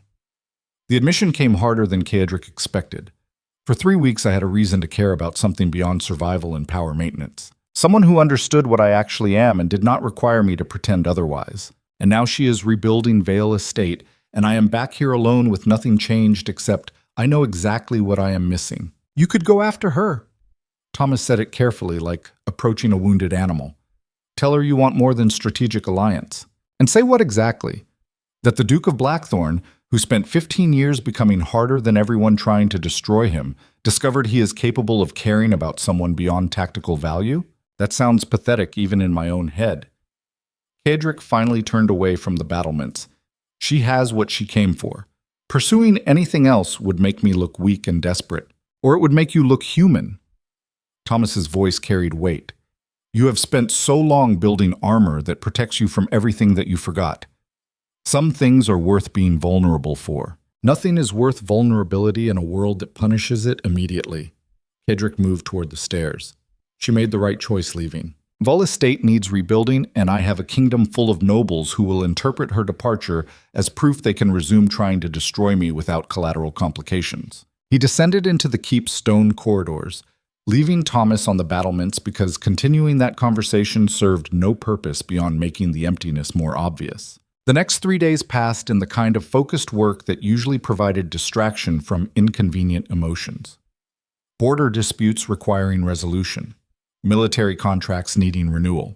Intelligence reports from Thomas about nobles who thought Seraphina's departure signaled weakness they could exploit. Kedrick handled everything with the same brutal efficiency he always demonstrated, making decisions that kept Blackthorne territory stable while reminding potential enemies why challenging him remained suicidal.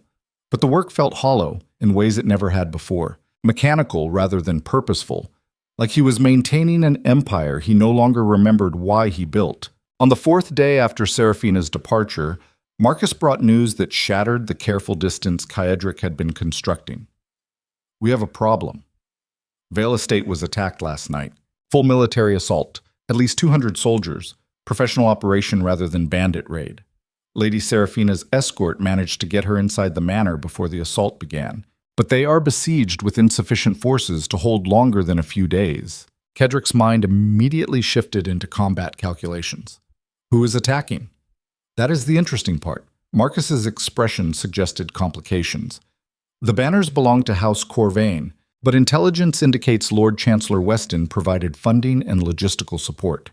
This is not random aggression. This is coordinated retaliation for Lady Morwen's exposure and arrest. They are trying to eliminate Seraphina before she can consolidate control over Vale lands. Kedrick was already moving toward the armory. How many soldiers can we mobilize immediately? 500 within 6 hours.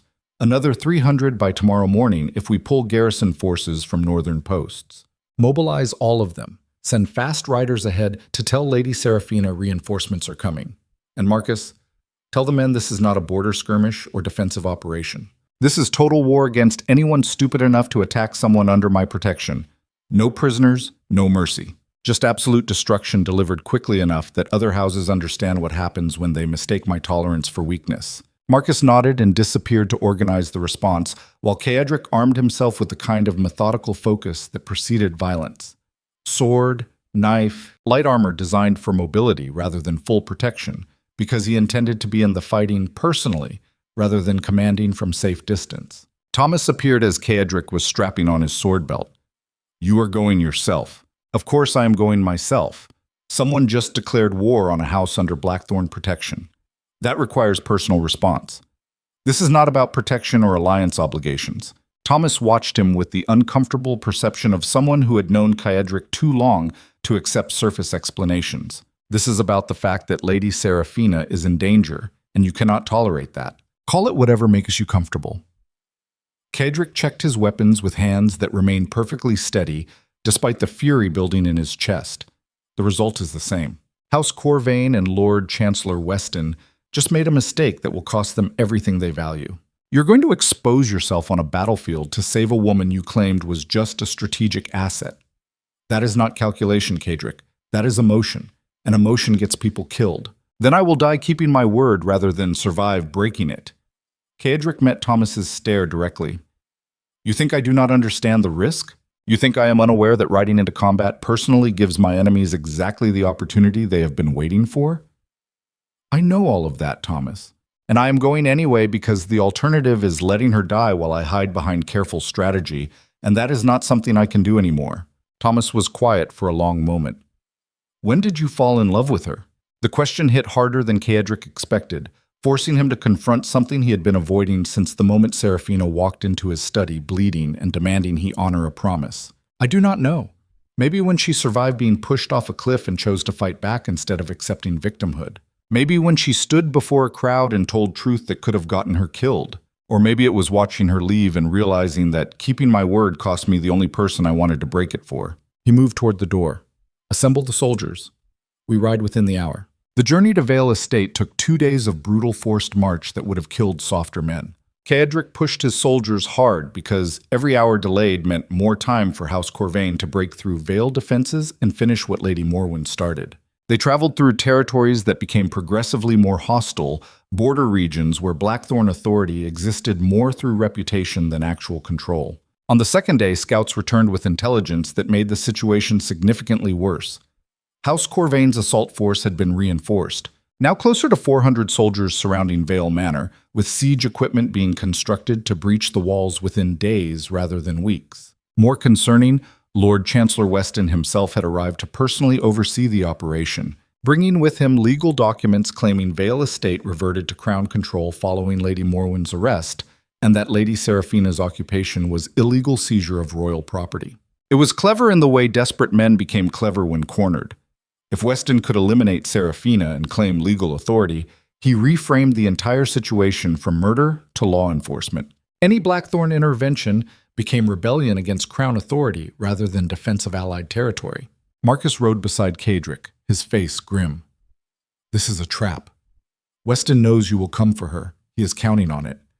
The moment you engage his forces, he declares you an open rebellion and calls for kingdom-wide military response against Blackthorne. I know. Caedric kept his eyes on the road ahead, which is why we are not going to engage his forces directly. Then how do we break the siege? We do not break it. We make it irrelevant. Caedric smiled without humor. Weston is personally present, which means he believes his authority provides protection. We are going to demonstrate exactly how little protection authority provides when you threaten someone I have sworn to keep alive. They reached Vale territory on the third day, approaching from the east through forests that provided cover for the final approach.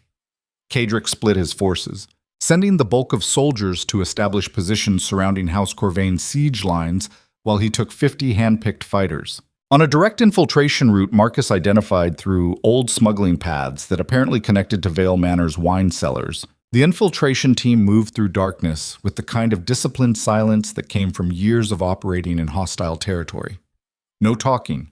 No unnecessary sound, just controlled movement toward an objective that would either end the siege or get them all killed trying. They emerged inside Vale Manor's lower levels near midnight, climbing through wine cellar access that had not been used in decades. The corridors above echoed with sounds of defenders preparing for another assault, exhausted soldiers trying to hold position against overwhelming force.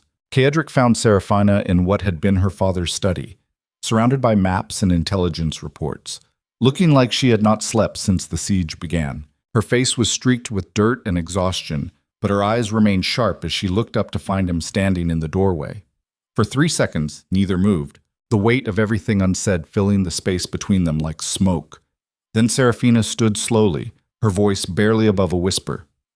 You came. Did you think I would not? Kedrick moved into the room, closing the distance with careful steps. Someone attacked a house under my protection. That requires response. This is not about protection or alliance. Seraphina's voice sharpened. Weston has legal documents claiming crown authority.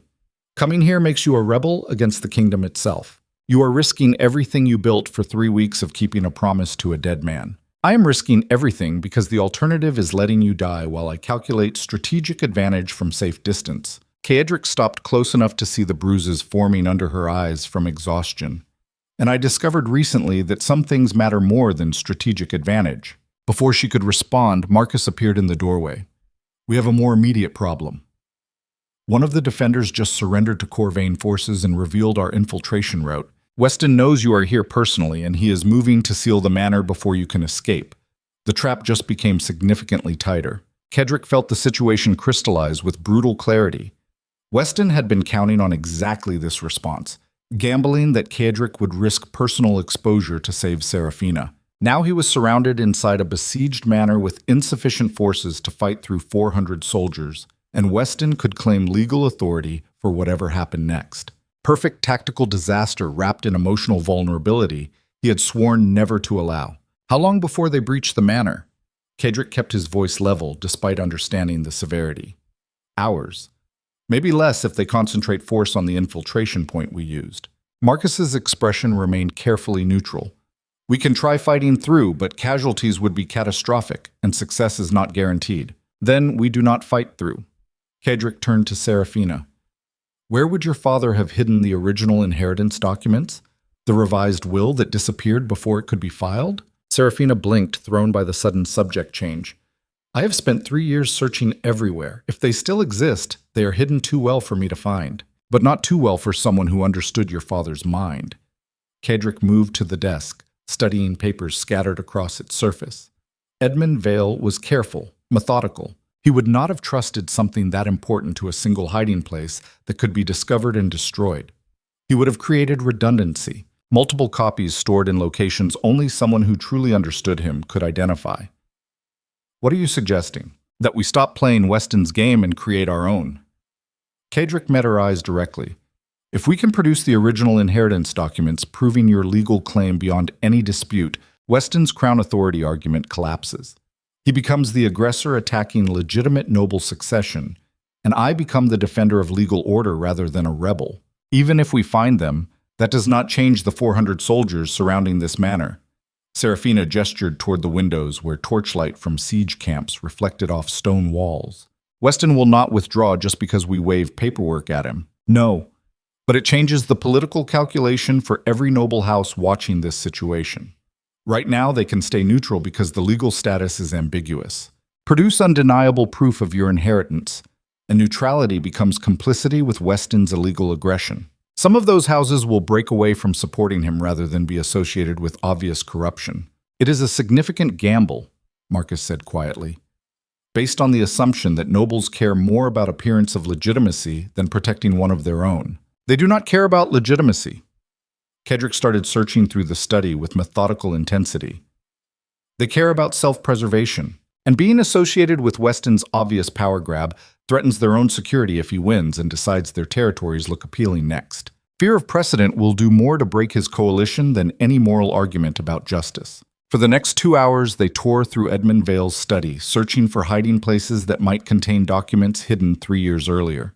Behind paintings, inside furniture seams, beneath floorboards that looked undisturbed. Nothing. Every location Seraphina suggested yielded empty space or irrelevant papers. Kedrick forced himself to think like a dying man, desperate to protect his daughter from threats he could not clearly articulate. Where would Edmund hide something valuable enough that it needed protection, but accessible enough that Seraphina could find it eventually if she looked hard enough? His eyes fell on the portrait above the desk, showing Edmund Vale in his prime, standing before the cliffs that bordered the estate. The same cliffs where Celestine had tried to kill Seraphina. The same cliffs that represented everything Edmund loved about Vale territory. The portrait. Kedrick moved toward it, studying the frame's construction. Your father commissioned this when? 2 years before he died. Seraphina's voice carried confusion. He spent months working with the artist, being unusually specific about details he wanted included. I remember thinking it was vanity, but that never fit his character. Because it was not vanity. Cedric carefully removed the portrait from the wall, examining the backing. It was documentation disguised as art. Look at the frame construction. Hidden compartment built into the backing where casual search would not find it. He opened the compartment with a knife blade, revealing a sealed leather portfolio that had remained untouched for 3 years. Inside, multiple copies of Edmund Vale's revised will, each one properly witnessed and notarized, making Seraphina sole inheritor with explicit statements that any prior will was superseded and invalid. Also inside, a letter written in Edmund's hand addressed to Seraphina, explaining that he rewrote the will after discovering Lady Morwen's systematic financial theft and that he had hidden the documents because he feared she would destroy them before they could be filed legally. The letter concluded with instructions to seek Cedric's protection if anything happened, because Edmund trusted no one else in the kingdom to actually keep promises made to dying men. Seraphina read the letter with tears streaming down her face, the first real emotion Cedric had seen her display since the siege began. He knew. My father knew what she was, and he tried to protect me even after death. He succeeded. Cedric carefully gathered the documents. These prove beyond any legal dispute that you are Vale Estate's rightful heir. Weston's crown authority claim becomes obviously fraudulent, and every house supporting him becomes complicit in theft rather than legitimate succession dispute. Marcus reappeared in the doorway, looking significantly more tense. We are out of time. Corvain forces just breached the lower level, and they are moving through the manor. We have maybe 10 minutes before they reach this floor. Cedric handed the documents to Seraphina. Get to the highest tower with these. Barricade yourself, and do not come out until either I come for you or you hear my soldiers break the siege from outside. If I fall, give the documents to Thomas, and he will ensure they reach nobles who can use them to destroy Weston politically. You are staying to fight. Seraphina's voice went flat. Buying time with your life, so I can survive long enough for your soldiers to break through. I am doing what I have always done, keeping my word regardless of cost. Cedric drew his sword, the weight familiar and comforting. Marcus, take 10 men and escort Lady Seraphina to the tower. The rest of us hold this corridor until reinforcements arrive, or we run out of bodies to throw at them. Marcus started to protest, then recognized the futility and simply nodded.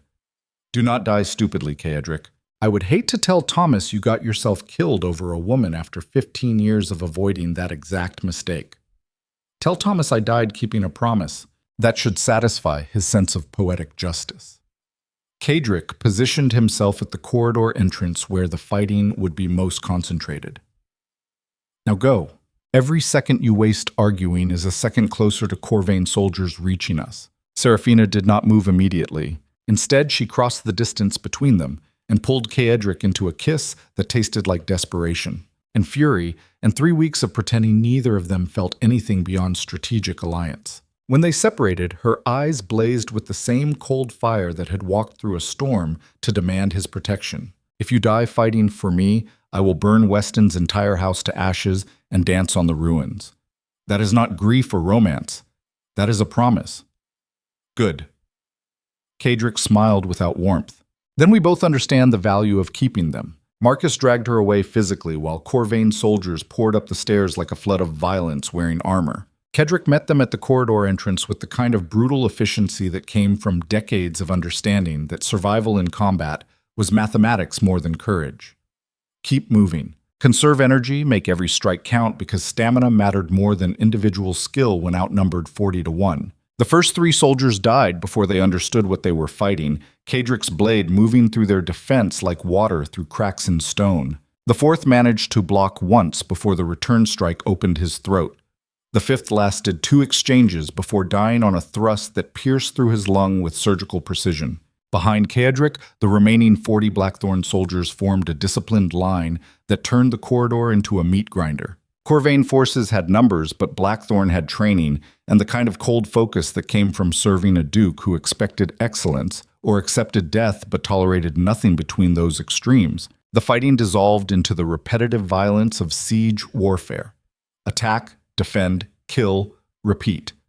No heroics, no dramatic last stands. Just professional soldiers doing brutal work in confined space where skill mattered more than courage and discipline separated the living from the dead. Kedrick lost track of time, his world narrowing to the immediate threat in front of him and the sounds of his soldiers fighting beside him. At some point he took a blade across his ribs that would need stitching later but did not slow him now, because stopping meant dying, and he had not come this far to die in a corridor before seeing Seraphina survive. Through the chaos, he heard Marcus's voice shouting from somewhere above, "She is secure! Tower barricaded!" And then the sounds that changed everything. Horns from outside the manor, Blackthorne horns, 500 soldiers announcing their arrival by slamming into Corvain's siege lines from behind. The relief force had arrived, and suddenly the tactical situation reversed completely. Corvain's soldiers in the corridor heard the horns and understood they were now trapped between Blackthorne forces inside and outside the manor. Panic rippled through their ranks, discipline breaking as men decided survival meant retreat rather than continued fighting. Caedric let them run because killing fleeing soldiers served no tactical purpose, and exhaustion was catching up to adrenaline. He lowered his sword, breathing hard, bleeding from multiple wounds, none of which felt immediately life-threatening, and watched Corvain forces retreat downstairs they had climbed 10 minutes earlier. The corridor around him looked like an abattoir. Blood-covered stone floors ankle-deep, bodies stacked where they fell created obstacles that forced survivors to climb over their own dead. Of the 40 soldiers who held position with him, maybe half still stood, the rest having paid the price Blackthorne's service sometimes demanded. Marcus appeared through the carnage, his armor dented and bloodstained, but his expression carrying victory. The siege is broken. Corvain forces are surrendering en masse now that they realize they are surrounded. We captured Lord Chancellor Weston trying to flee dressed as a common soldier. Bring him to me. Caedric leaned against the wall, finally allowing himself to acknowledge how close that fighting had been. And find Seraphina. Tell her it is over. She already knows. Marcus gestured up the stairs where Seraphina was descending from the tower, still clutching the inheritance documents, her face a mask of fury and relief. She watched the entire fight from the tower window. Saw you nearly die 3 separate times holding that corridor. Then she understands exactly what keeping promises looks like. Kedrick straightened despite exhaustion and pain. Bring Weston to the courtyard. I want every surviving Corvain soldier to witness what happens to people who attack those under my protection. The courtyard filled with prisoners as Blackthorne soldiers rounded up survivors and forced them to their knees under guard. Lord Chancellor Weston knelt at the center, his expensive robes torn and filthy, his face showing the kind of fear that came from understanding mercy was not forthcoming. Caedric descended in the courtyard with Seraphina beside him, both of them looking like they had survived apocalypse together. He stopped before Weston, letting the silence build while assembled prisoners watched and wondered what form punishment would take. Lord Chancellor Weston. Caedric's voice carried across the courtyard. You orchestrated an illegal military assault on legitimate noble territory. You falsified crown documents claiming authority you did not possess. You attempted to murder Lady Seraphina Vale to prevent her from reclaiming inheritance stolen by a woman you were complicit in protecting. And you did all of this believing that official position would shield you from consequences. Weston tried to speak, but Caedric cut him off with a gesture. I do not want your excuses or explanations. I want you to understand something very clearly before I decide whether you live or die. You built a career on the assumption that institutions matter more than individual will. That law and procedure and official authority create protection mere force cannot overcome. You were wrong. He drew his sword, the blade still stained with blood from corridor fighting. Power does not come from position or documentation or noble consensus. It comes from the willingness to use violence in service of commitments you refuse to break. You gambled that attacking Lady Seraphina would force me to either submit to your false authority or expose myself as a rebel. Instead, you created a situation where I destroyed your forces, captured you personally, and now possess absolute power over whether you continue breathing. The courtyard went deadly silent. Every prisoner understood they were witnessing the moment where official authority met actual power and discovered which one mattered when confrontation became inevitable. Seraphina stepped forward then, her voice cold enough to freeze blood. But unlike you, Chancellor, Duke Harrow and I understand that some things matter more than immediate vengeance. So here's what happens next. You will be taken to the capital in chains. You will publicly confess your role in Lady Morwen's theft and the illegal assault on Vale Estate. You will provide testimony about every noble house that supported this attack and every bribe you accepted to protect corrupt families. And you will do all of this knowing that if you refuse or attempt to minimize your crimes, Duke Harrow will simply kill you and find someone else willing to testify. She held up the inheritance documents. These prove beyond dispute that my father legally left Vale Estate to me. Your claim of crown authority was fraudulent from the beginning. Every soldier who followed your orders committed treason against legitimate noble succession. Their blood is on your hands, Chancellor, and you will spend whatever remains of your life ensuring everyone knows exactly what you did and why. Weston's face crumbled, understanding finally breaking through arrogance. You are going to destroy me. No. Cadric sheathed his sword with deliberate care. You destroyed yourself by believing that attacking someone under my protection was survivable. We are simply making certain everyone understands the lesson so they do not repeat your mistake. He turned to Marcus. Take him to the capital. Send riders ahead announcing we have evidence proving massive corruption at the highest levels of government. Make it public and loud enough that the king cannot ignore it or have Weston quietly disappear. I want trials, confessions, and every noble house involved exposed completely. What about the Corvain soldiers? Marcus gestured to the kneeling prisoners. Release them. They followed orders from a superior they trusted. The guilt belongs to Weston and House Corvain's leadership. The common soldiers were just doing their jobs. Cadric's voice hardened. But make certain they understand that attacking Blackthorne allies carries consequences. Any of them who ever take up arms against Vale or Blackthorne territory again will not receive mercy twice. As soldiers dragged Weston away and prisoners were processed, Cadric finally allowed himself to acknowledge the exhaustion and pain from wounds that needed attention. Seraphina appeared beside him, producing bandages from somewhere and beginning to wrap his ribs without asking permission. You nearly died. Her hands worked with practiced efficiency, but her voice shook slightly. I watched from the tower, thinking every moment that the next soldier would be the one to get through your defense and kill you. But they did not. Cadric watched her work, studying the concentration on her face. Because I made a promise, and I do not break promises regardless of cost. This went far beyond keeping a promise to my dead father. Seraphina met his eyes directly. You risked everything, your territory, your reputation, your life. For what? Strategic alliance? Protection of an asset? For you. Cadric said it simply because complicated explanations did not change fundamental truth. Because somewhere between watching you survive a murder attempt and fighting beside you for 3 weeks, keeping my word stopped being about honor or reputation and became about refusing to accept a world where you did not exist in it. Seraphina's hands stilled on the bandage she was tying. That is possibly the least romantic declaration I have ever heard. I am not a romantic man. I am a brutal pragmatist who discovered too late that pragmatism stops functioning when the variable you are trying to protect becomes more important than the equation itself. Cadric caught her hand, holding it with surprising gentleness. You left 4 days ago, and every hour since has been hollow. The work continued, the territory functioned, but none of it mattered because the only person I wanted to share it with was rebuilding her own estate. So what are you suggesting? Seraphina's voice carried careful neutrality. That I abandon Vale lands I just spent 3 years fighting to reclaim, so I can stay at Blackthorne Keep as what? Your mistress? Your political advisor? A trophy proving the ruthless Duke is capable of caring about someone. My wife. Cadric said it with the same directness he applied to every important decision. Rule Vale Estate, but do it from Blackthorne Keep. Maintain your territory's independence while creating a formal alliance that makes attacking either of us tantamount to declaring war on both. Build something neither of us could construct alone because we were too busy surviving to imagine anything beyond the next threat. That is an alliance proposal masquerading as a marriage offer. It is both. I am not going to lie and claim this is about romance or love or any of the comfortable fictions people tell themselves. Cadric pulled her closer despite the pain it caused his wounds. This is about the fact that I function better when you exist in my life than when you do not. That your presence makes me less of a monster and more of a man.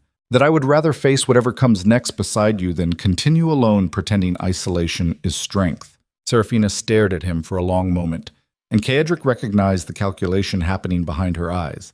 She was measuring him, determining if this offer came from genuine feeling or strategic opportunism, deciding whether trusting him with more than protection was wisdom or another form of vulnerability she could not afford. Finally, she smiled with the same cold amusement that had walked through a storm to demand justice. That is still possibly the least romantic proposal in history, but it is honest, which matters more. Yes, Duke Harrow, I will marry you and build whatever alliance, empire, partnership this becomes. Not because I need your protection anymore, but because fighting beside you is significantly more interesting than fighting alone. Good. Ceadric kissed her then, tasting blood and exhaustion and the beginning of something neither of them had planned, but both were willing to build. When they separated, he could not help smiling. We are going to be terrifying together. That is the idea. Seraphina finished tying his bandages.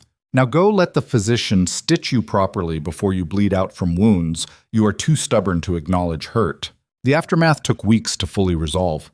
Lord Chancellor Weston provided testimony that destroyed 6 noble houses and exposed corruption reaching into the king's own advisors. The Grand Council spent 3 months in chaos as established power structures collapsed and were rebuilt with significantly more oversight and significantly less tolerance for the kind of systemic theft that had protected Lady Morwen for years.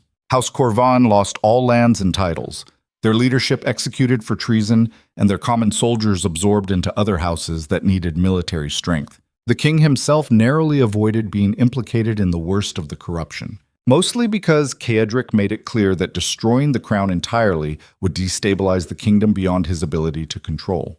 Through all of it, Seraphina rebuilt Vale Estate while residing at Blackthorne Keep, creating the kind of partnership that made nobles uncertain whether they were dealing with 2 separate houses or a unified power block that exceeded either territory individually. She brought diplomatic skills Ceadric lacked, softening his reputation just enough that resistance became harder to justify, while never compromising the brutal efficiency that made Blackthorne feared. They married in a private ceremony witnessed only by Thomas, Marcus, and a handful of soldiers who had held that corridor while Seraphina barricaded herself in the tower. No grand celebration, no political theater, just recognition that they functioned better together than apart, and formal documentation of that reality. On their wedding night, standing on the battlements overlooking sea that had witnessed so much violence and survival, Seraphina asked the question that had been hovering unspoken between them since the siege ended. Do you regret it? Everything you risked to keep your promise? Ceadric considered the question seriously because she deserved honest answers rather than comfortable lies. No. I regret spending 15 years building an empire based on fear when I could have been building something based on the kind of partnership we created in 3 weeks. But the past brought us here, and here is significantly better than where I was before you walked through that storm demanding, I honor a promise to your father. He pulled her closer, both of them watching waves crash against cliffs that had stood for centuries and would stand for centuries more. My father told me once that power without purpose becomes tyranny, and tyranny eventually destroys itself through isolation.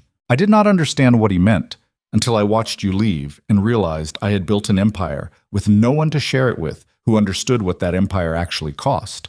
And now? Seraphina leaned into him, their bodies finding comfortable alignment that came from weeks of fighting side by side. Now I have purpose beyond survival. Now the armor I built has openings that only you can reach, and somehow that does not feel like weakness. Ceadric smiled slightly. You made me better by refusing to let me pretend that isolation was strength, by demanding I actually care about whether you lived or died beyond tactical considerations, by surviving everything thrown at you and standing beside me instead of behind me. They stayed on the battlements until dawn, watching darkness yield to light the way their partnership had emerged from violence and necessity into something. Neither had planned, but both were willing to defend with the same ruthlessness they had always possessed. And in Blackthorne Keep, where power had always ruled through fear and mercy had been weakness wearing moral justification, something shifted. Not soft exactly, not gentle, but sustainable in ways tyranny never was, because 2 people who understood brutality's cost had found something worth being vulnerable for and discovered that combination made them significantly more dangerous than either had been alone. The nobles who wanted Ceadric destroyed learned that attacking him now meant facing both Blackthorne military efficiency and Vale diplomatic pressure. The soft aristocrats who thought his marriage signaled weakness discovered he had simply added another dimension to power rather than diluting what he always possessed. And Seraphina, who had survived being pushed off cliffs and fought 3 years to reclaim stolen inheritance, found herself building an empire beside someone who understood that promises kept mattered more than comfort preserved. That vulnerability shared between equals created strength rather than weakness. That sometimes the most brutal thing a person could do was admit they cared about something beyond their own survival and defend that care with absolute commitment. Together they became legend, the ruthless duke who kept his word even when it cost everything, and the determined lady who refused to die quietly when the world wanted her gone. Their partnership became the standard by which other alliances were measured and found wanting. Their willingness to destroy anyone who threatened what they built became deterrent that kept enemies cautious and allies honest. And on the battlements above the sea, Cedric occasionally thought about the conversation with Thomas weeks earlier, about armor becoming the man, about losing the distinction between necessary brutality and cruelty for its own sake. He still did not have clear answers, but with Seraphina beside him, the questions felt less urgent, because she had seen the worst of what he was and chosen partnership anyway, because she matched his capacity for ruthlessness while understanding when to temper it with mercy, because together they created something that neither could have built alone, and that combination felt like purpose rather than just power maintenance. In the end, that was enough. Not perfect, not soft, but honest in ways that mattered more than comfortable fictions about how power should function. They ruled through strength but defended through loyalty. They demanded obedience but rewarded competence. They were feared but no longer alone, and in the brutal mathematics of survival that defined their world, that made all the difference. The empire they built together would last generations, not because it was gentle, but because it was sustainable. Because two people who understood brutality's cost had found something worth preserving and committed absolutely to defending it. Because promises kept mattered more than mercy offered. And in a world built on betrayal, that simple truth proved more powerful than all the comfortable lies nobles told themselves about justice and law and institutional authority. Blackthorne Keep stood on cliffs that had withstood centuries of storms and would withstand centuries more. But now, those walls protected not just territory, but partnership forged through violence and necessity into something approaching permanence. And that, in the end, was victory more complete than any battlefield triumph could provide. The peace lasted exactly 6 months before the kingdom decided that Cedric Harrow had become too powerful to tolerate, and that his marriage to Seraphina Vale represented consolidation of authority that threatened every remaining noble house in Valadorn. The first warning arrived through Thomas, who appeared in Cedric's study at dawn, carrying intelligence reports that painted a picture far worse than the Grand Council confrontation months earlier. This time the threat was not political maneuvering or legal accusations.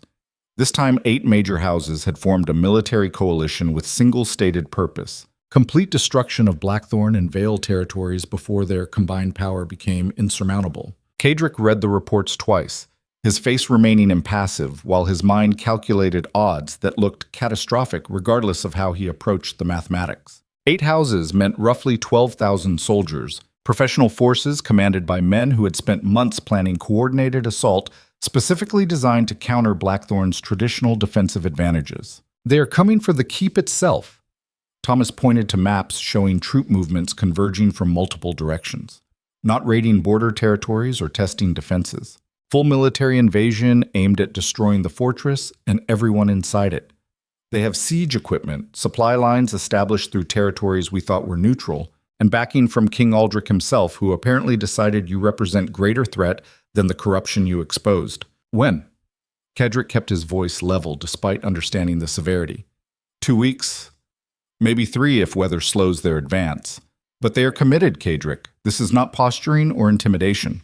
This is total war with the explicit goal of ending Blackthorne permanently.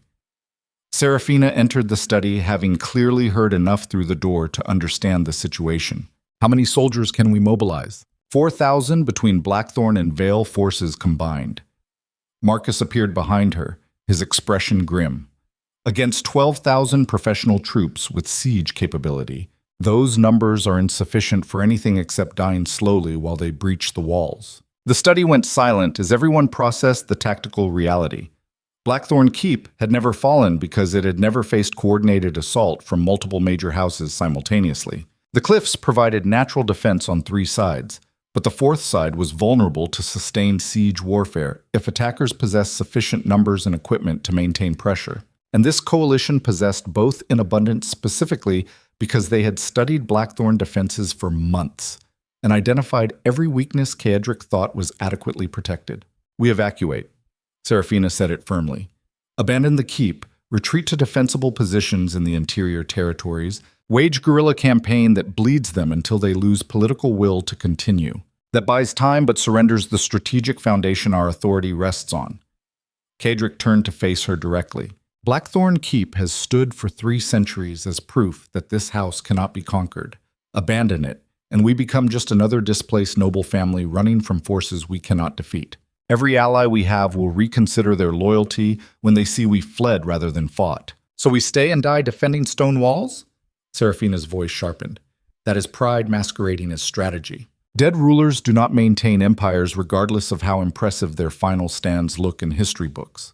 The argument cut through pretense to expose the fundamental tension Kaedric had been avoiding since Thomas delivered the intelligence. Pride versus pragmatism. Symbolic resistance versus tactical survival. The choice between dying for principles that meant nothing if you were dead to defend them, or living by abandoning the physical representation of everything he built. Neither option felt adequate. Both guaranteed losses he was not prepared to accept. There is a third option, Thomas said quietly. One you are not going to like, but that might actually work if we commit to it completely. Kaedric turned to face his oldest friend. Explain. We do not defend the keep. We do not evacuate either. Thomas moved to the maps, marking positions with brutal efficiency. We turn Blackthorne Keep into bait for a trap that destroys the coalition before they can properly organize their assault. Lure them into committing their full force against fortifications we have already prepared to abandon, then hit them from behind while they are concentrated in confined approach terrain. That requires abandoning the keep anyway. Seraphina studied the maps. What makes this different from evacuation? Timing and perception. We make them believe we are defending desperately, that we committed everything to holding the fortress. They concentrate their forces for final assault, convinced victory is imminent, and while they are focused on breaching walls, we collapse the approach routes and trap 12,000 soldiers in killing ground with no retreat path and insufficient supplies to survive siege conditions reversed against them. Marcus leaned forward, recognizing the strategy's brutal elegance. You want to bury them, literally. Collapse the cliff access and avalanche approach. Leave them starving in terrain that provides no foraging while our forces pick them apart from range. Exactly. Thomas met Kaedric's stare. It requires sacrificing Blackthorne Keep itself. The explosives needed to collapse those approaches will likely destabilize enough of the cliff face that the fortress becomes structurally unsound. We win the battle but lose the symbol. And if the timing is wrong, if they realize it is a trap before committing fully, Kaedric's mind was already working through variables, calculating risks against potential outcomes. Then we have destroyed our own fortress for nothing and die anyway. Thomas did not sugarcoat it. This is not a safe strategy. It is a desperate gamble that we can engineer a catastrophic reversal of their overwhelming numerical advantage. But it is the only option I see that does not end with us dying pointlessly or running like cowards. The study fell silent again while Kaedric processed implications that extended far beyond tactical calculations. Blackthorne Keep represented 3 centuries of family legacy, the physical manifestation of power built through generations of brutal efficiency and absolute commitment to survival. Destroying it deliberately felt like betraying everything his father and grandfather died defending. But keeping it meant dying to protect stone and mortar that served no purpose if everyone who gave it meaning was slaughtered defending it. The arithmetic was merciless. Symbols mattered only if you survived to maintain them.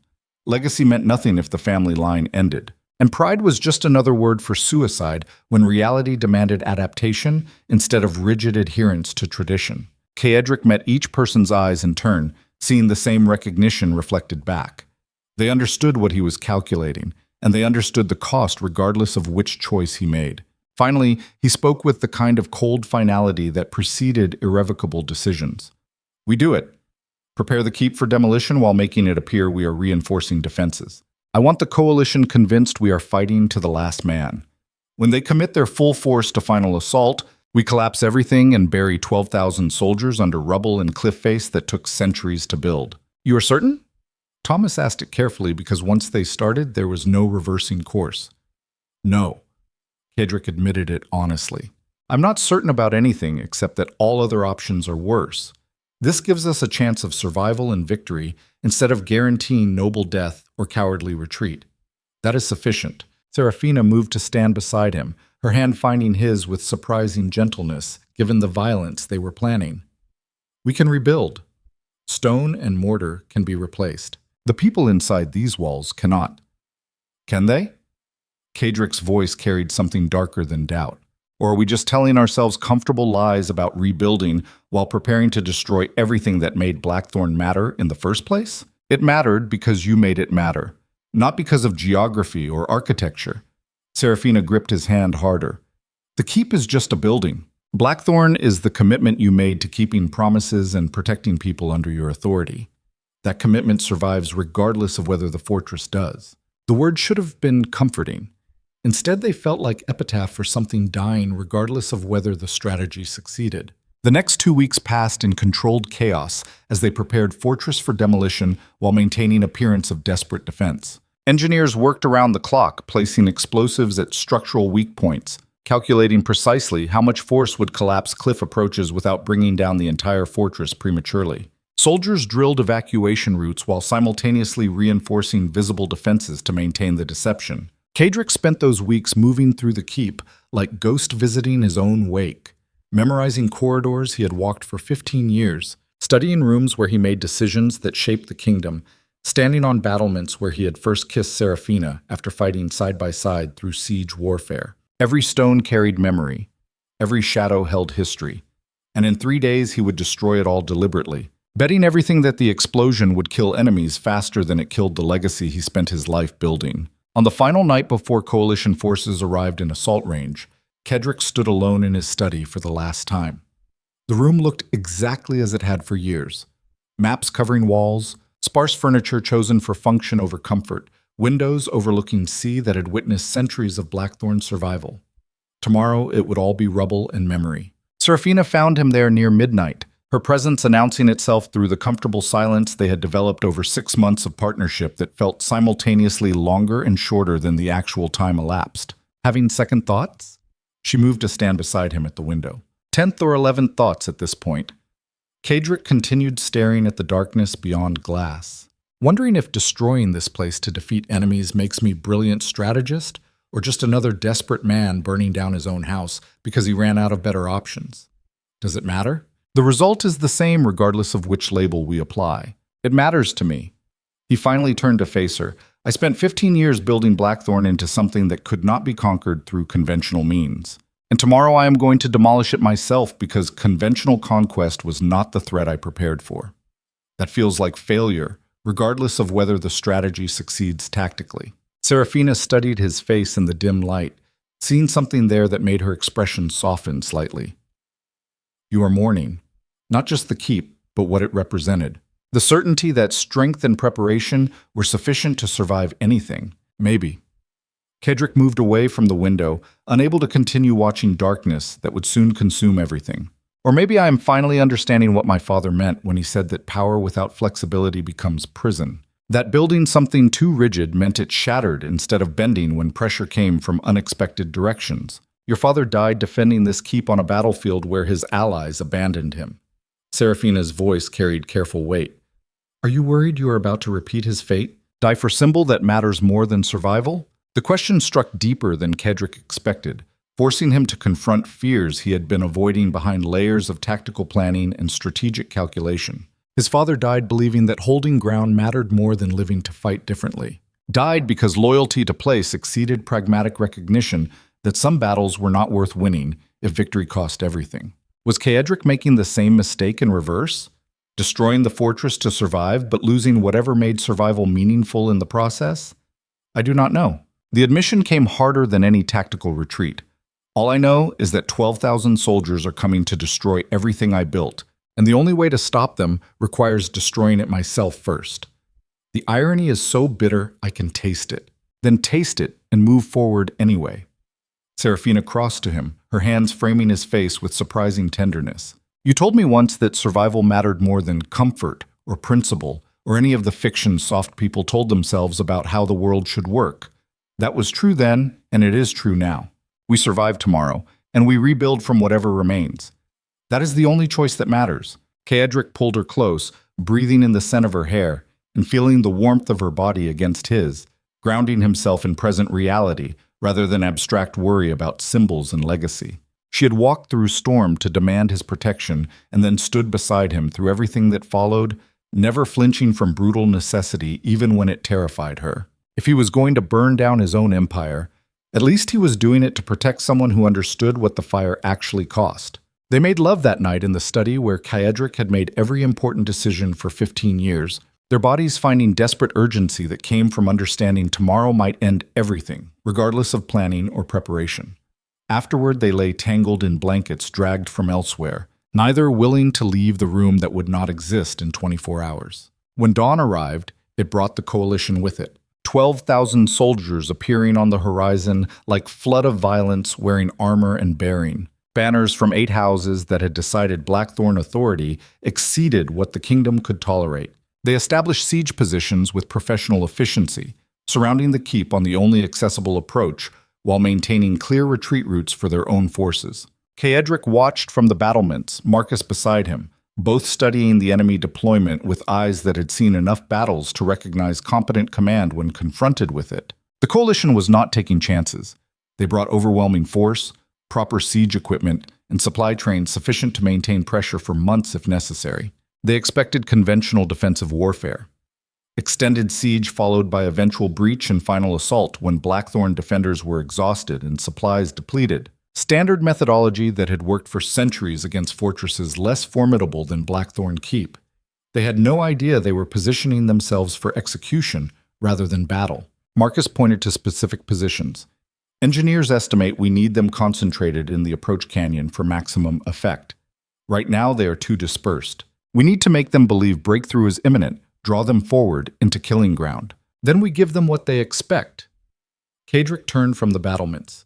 Begin the defensive performance. Make it look desperate, but not hopeless. Enough resistance to make them believe we are fighting seriously, not enough to make them reconsider the assault. The first day of siege was choreographed theater, Blackthorne defenders putting up fierce resistance while slowly yielding ground in ways designed to look like exhaustion rather than tactical withdrawal. Arrows fell on coalition forces with sufficient accuracy to inflict casualties but not enough to break their advance. Counterattacks hit hard enough to seem legitimate, but retreated quickly enough to avoid serious engagement. By nightfall, coalition commanders were congratulating themselves on progress exceeding expectations. They had pushed Blackthorne defenders back from outer positions and were establishing siege lines close enough to begin bombardment of the keep's main walls within days. Everything proceeding exactly as Kaedric wanted, while his soul screamed at every meter of ground surrendered. The second day brought increased pressure as coalition forces sensed weakness and committed more troops to exploitation. Blackthorne defenders retreated further, abandoning outer defenses entirely and consolidating behind the keep's primary walls. To outside observers, it looked like the beginning of final desperate stand. Inside those walls, engineers made final preparations for demolition that would reshape the entire cliff face and bury thousands of soldiers under rubble that had stood for 3 centuries. Kaedric spent that evening walking through the keep one last time, saying silent farewells to place that had been home for his entire adult life. The great hall where his father taught him that survival required brutality, civilization could not afford. The training yards where he learned that discipline mattered more than courage. The study where he made decisions that shaped the kingdom and met a woman who changed everything. All of it would be gone by tomorrow night, reduced to memory and rubble and cautionary tale about the price of pushing someone hard enough that they stopped caring about cost and focused entirely on making the other side pay. On the third morning, coalition forces began final preparations for major assault designed to breach the keep's main gates and establish foothold inside the fortress itself. Siege towers rolled forward. Battering rams moved into position. 12,000 soldiers concentrated in the approach canyon in formation designed to overwhelm defenders through pure numerical superiority. Kaedric watched from the highest remaining tower, Marcus beside him with hand on the signal flag that would trigger everything. Below them, Blackthorne defenders maintained desperate defense of the gates, selling the performance that this was last stand rather than carefully orchestrated trap. The coalition commander raised his sword, sunlight glinting off steel as he prepared to order final assault that would either win the battle decisively or commit his entire force to killing ground from which there was no escape. How long? Marcus asked quietly. Until they are fully committed. Until retreat becomes impossible because they have invested too much to back out. Kedrick's hands gripped the tower railing hard enough to hurt. Until we have them exactly where we need them to die. The sword dropped. 12,000 soldiers surged forward with coordinated precision, their battle cries echoing off stone that had witnessed centuries of failed assaults. They poured into the approach canyon like flood of violence, confident that overwhelming numbers and professional coordination would finally break fortress that had never fallen. They were wrong. Kedrick nodded once. Marcus raised the signal flag. Engineers triggered explosive charges with precision born from weeks of careful calculation, and the entire cliff face began to collapse. The sound was apocalyptic, stone screaming as centuries of geological stability reversed in seconds. The approach canyon simply ceased to exist, millions of tons of rock sliding down with inexorable momentum that nothing could stop or survive. Siege towers vanished under rubble. Soldiers disappeared beneath cascading stone that buried them so completely that bodies would never be recovered. The demolition spread beyond intended boundaries as structural weakness propagated through rock that had stood firm for millennia. Blackthorne Keep shuddered, walls cracking as foundation destabilized. The eastern wing collapsed entirely, towers that had watched over sea for generations crumbling into dust and memory. Kedrick felt the tower beneath him begin to fail, stone shifting with grinding violence that signaled imminent catastrophic collapse. Marcus grabbed his arm, dragging him towards stairs that might still be passable, both of them running through corridors that were disintegrating around them. They emerged into this courtyard where Seraphina waited with the remaining defenders, all of them staring at destruction that exceeded even the most pessimistic engineering estimates. The keep was not just damaged, it was dying. Great sections collapsing in sequence as structural failure spread like disease through ancient stone. We need to evacuate now. Seraphina's voice cut through chaos with absolute clarity. The entire fortress is coming down, and we are standing in the center of it. Kedrick looked back at Keep that had been his home, his fortress, his symbol of everything he built through 15 years of brutal efficiency and absolute commitment to survival. Sections were still falling, towers crumbling, walls cracking with sounds like bones breaking. He destroyed it himself, deliberately, betting everything that killing enemies mattered more than preserving legacy. And now he was watching 3 centuries of family history collapse into rubble because he made that choice. But they won. The approach canyon was completely buried.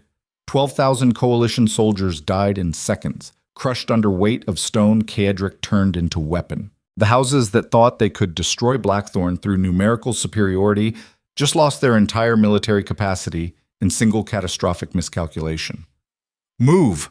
Marcus shoved him toward the evacuation route as another section of wall collapsed 20 feet away. We won the battle, but we still have to survive the victory.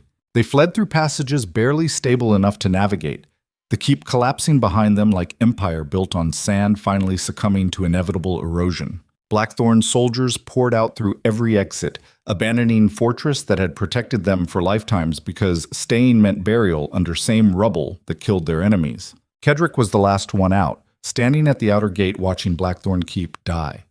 Sections were still falling, each collapse sending dust clouds billowing into air that would take days to settle. The eastern cliff face had slid entirely into the sea, taking with it gardens and training yards and everything that made the fortress more than just defensive position. Seraphina appeared beside him, her hand finding his automatically. We survived. That is what matters. Did we? Kedrick's voice came hollow. Or did we just trade one form of destruction for another? The coalition is defeated, but Blackthorne Keep is gone. Everything I spent 15 years building turned to rubble in 10 minutes, because that was the only way to stop forces I could not defeat conventionally. The keep is gone. Blackthorne is not. She squeezed his hand hard enough to hurt. You kept your promise to protect people under your authority. You made the brutal choice that ensured survival over symbol. That is what Blackthorne actually means, not stone and mortar that can be rebuilt. Can it be rebuilt? Kedrick turned to face her finally. Or did I just destroy the foundation that made rebuilding possible? Without the keep, what am I except another displaced noble with reputation but no territory to back it? You are the man who just killed 12,000 soldiers by destroying his own fortress. You are the Duke who chose survival over pride and tactical victory over symbolic last stand. Seraphina's eyes blazed with fierce conviction. Every remaining house in Valadorn just watched you win battle they thought was impossible through strategy they never anticipated. That makes you more dangerous now than you ever were with walls protecting you. The dust continued settling while Blackthorn soldiers regrouped in positions beyond the collapse zone, taking count of casualties and celebrating victory that felt hollow, despite its completeness. They won, destroyed the coalition utterly, but the cost was everything Caedric thought defined his identity and authority. Thomas approached through the chaos, his face carrying news. Scouts report survivors from the coalition are fleeing in complete disarray. Command structure was inside the approach canyon when it collapsed. Every major house lost its leadership and most of its military capacity in single strike. The political situation just shifted so dramatically that no one knows what happens next. What happens next is we ensure no one ever mistakes tactical victory for weakness. Caedric's voice hardened into something cold and absolute. Send fast riders to every noble house in the kingdom. Tell them exactly what happened here. Tell them Duke Caedric Harrow destroyed his own fortress to bury 12,000 soldiers who thought numerical superiority was sufficient. Tell them that anyone who interprets this victory as vulnerability will discover the difference between defending territory and waging total war against enemies I no longer have fixed positions to protect. You are threatening the entire kingdom. Marcus said it carefully. I am clarifying reality. Caedric gestured toward the rubble that had been Blackthorne Keep. They forced this confrontation believing I would defend conventionally because that is what rulers do. I just demonstrated that I will burn down everything I built rather than submit to their authority. That makes me significantly more dangerous mobile than I ever was static. He turned to address the assembled soldiers directly, his voice carrying across the courtyard with absolute command. Blackthorne Keep stood for 3 centuries as proof that this house could not be conquered. Today we proved that the Keep was never what made us unconquerable. It was the willingness to make choices our enemies could not anticipate and survive costs they could not imagine. The fortress is gone, but Blackthorne remains, and we remain because we understand that survival requires adaptation rather than rigid adherence to tradition. The soldiers responded with cheers that felt desperate rather than triumphant, celebrating victory while mourning loss of home that had protected them for lifetimes. They won, but they lost.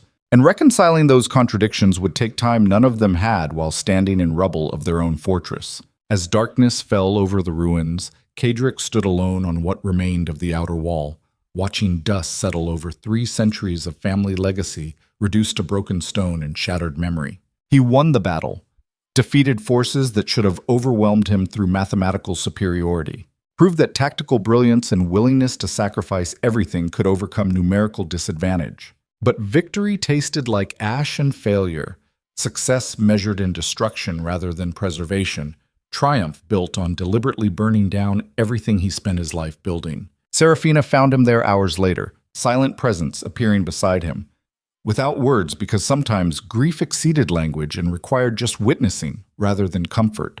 They stood together watching the sea beyond the ruins, both understanding that tomorrow would bring new challenges, new threats, new battles, requiring the same brutal efficiency that won today.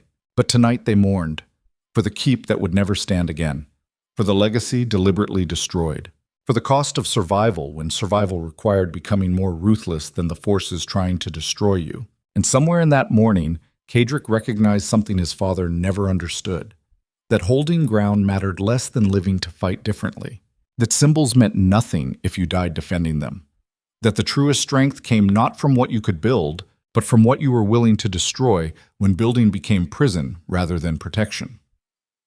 Blackthorne Keep was gone, but Blackthorne survived.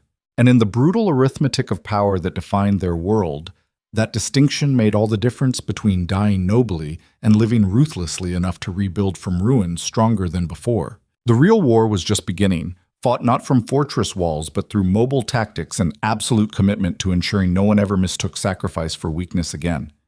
And when morning came, Caedric would lead his people forward into that war with the same cold efficiency that won yesterday, betting everything that adaptation mattered more than tradition, and that sometimes destroying your own empire was the only way to save it. But tonight, standing in the ruins of everything he built, he allowed himself the luxury of grief for fortress that would exist now only in memory and cautionary tale, about the price of survival When survival demanded, you become harder than stone that once protected you. The morning after Blackthorne Keep fell, Cedric stood among ruins that still smoked with residual heat from stone grinding against stone during collapse. The sun rose behind him, casting long shadows across rubble that had been towers and walls and home for 15 years of his life. Dust hung in the air thick enough to taste, coating everything with gray film that made the world look like faded memory rather than present reality. He had not slept, could not sleep while his mind replayed the moment he gave signal that destroyed 3 centuries of family legacy in exchange for tactical victory. The choice had been correct by every strategic measurement.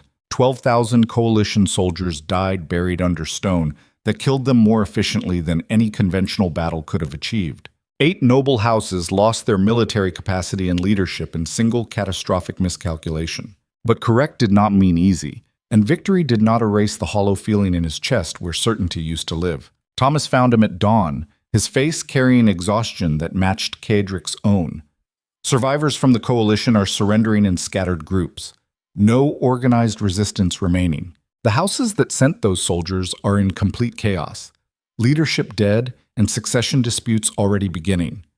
For all practical purposes, we destroyed their capacity to threaten us for at least a generation. Good. Cedric's voice came flat, empty of the satisfaction that should have accompanied total victory. What about our own casualties? Surprisingly light, maybe 200 dead from the demolition and subsequent collapse. Most of our people evacuated before structural failure spread beyond calculated zones. Thomas paused, studying Cedric's profile. We won decisively at minimal cost. By every measure, this was brilliant tactical victory. Then why does it feel like losing? Because you destroyed the fortress your father died defending. Because 3 centuries of Blackthorne legacy became weapon you wielded against enemies and then discarded like spent ammunition. Thomas moved to stand beside him, both watching the sun illuminate devastation that stretched across entire cliff face. Because winning sometimes costs pieces of yourself you did not know you valued until they were gone. The observation struck deeper than Cedric wanted to acknowledge. He spent 15 years building Blackthorne into something that could not be conquered through conventional means, and yesterday he proved that conventional conquest was never the real threat. The real threat was becoming so rigid in defense of what he built that he could not adapt when circumstances demanded different response. His father died defending this ground because abandoning it felt like betraying everything Blackthorne represented. But what did Blackthorne actually represent? Stone and mortar? Geographic position? Or the commitment to survival through whatever means necessity demanded? Cedric chose survival, destroyed the symbol to preserve the reality. And now he stood in ruins wondering if the distinction mattered or if he just rationalized failure by calling it adaptation. Seraphina appeared through the dust carrying water and food he had not asked for but probably needed. She looked as exhausted as everyone else, her face streaked with dirt and smoke residue, but her eyes remained clear with determination that apparently survived apocalypse without diminishing. Eat! She thrust the food at him without ceremony. You cannot rebuild anything if you collapse from exhaustion and starvation while standing in rubble mourning what is already gone. I am not mourning. Cedric accepted the food automatically. I am calculating what comes next. You are doing both. Seraphina's voice carried weight. And that is fine. Victory does not erase grief, especially when victory required destroying something you spent your life building. But grief cannot prevent action either, because standing still in ruins just means dying slowly instead of quickly. She was right, which made accepting it harder. Cedric forced himself to eat while his mind shifted from emotional processing toward tactical planning that offered distraction from feelings he had no framework to handle. The coalition was destroyed, 8 houses crippled. But King Aldrich still sat the throne, and his backing of the assault meant the crown itself had declared war on Blackthorne authority. That confrontation remained unresolved, hanging over everything like storm cloud gathering strength for final destructive discharge. We need to move on the capital within a week. Cedric said it while chewing bread that tasted like ash and smoke, before Aldrich can reorganize support or find new allies willing to move against us. Hit fast while everyone is still processing what happened here. Make it clear that destroying our fortress made us more dangerous rather than less. You want to march on the king? Thomas's voice carried careful neutrality. That is open rebellion. Everything we have done up to now could be framed as defensive response to illegal aggression. Attacking the capital crosses into territory where no rationalization holds. The king backed military assault designed to exterminate us. That is not illegal aggression. That is declaration of total war. Cedric turned to face his oldest friend. We can pretend there is middle ground, that we can somehow negotiate peace with a monarch who explicitly tried to have us killed. Or we can acknowledge reality that this ends only when one side is destroyed completely. So we destroy the monarchy. Seraphina said it simply, not questioning, just clarifying. Replace it with what exactly? You as king? Some form of noble council? Anarchy while various factions fight over succession? I do not want the crown. The admission came harder than strategic planning. I want Aldrich removed from power before he tries again with better planning, and we do not have convenient fortress to destroy buying us tactical advantage.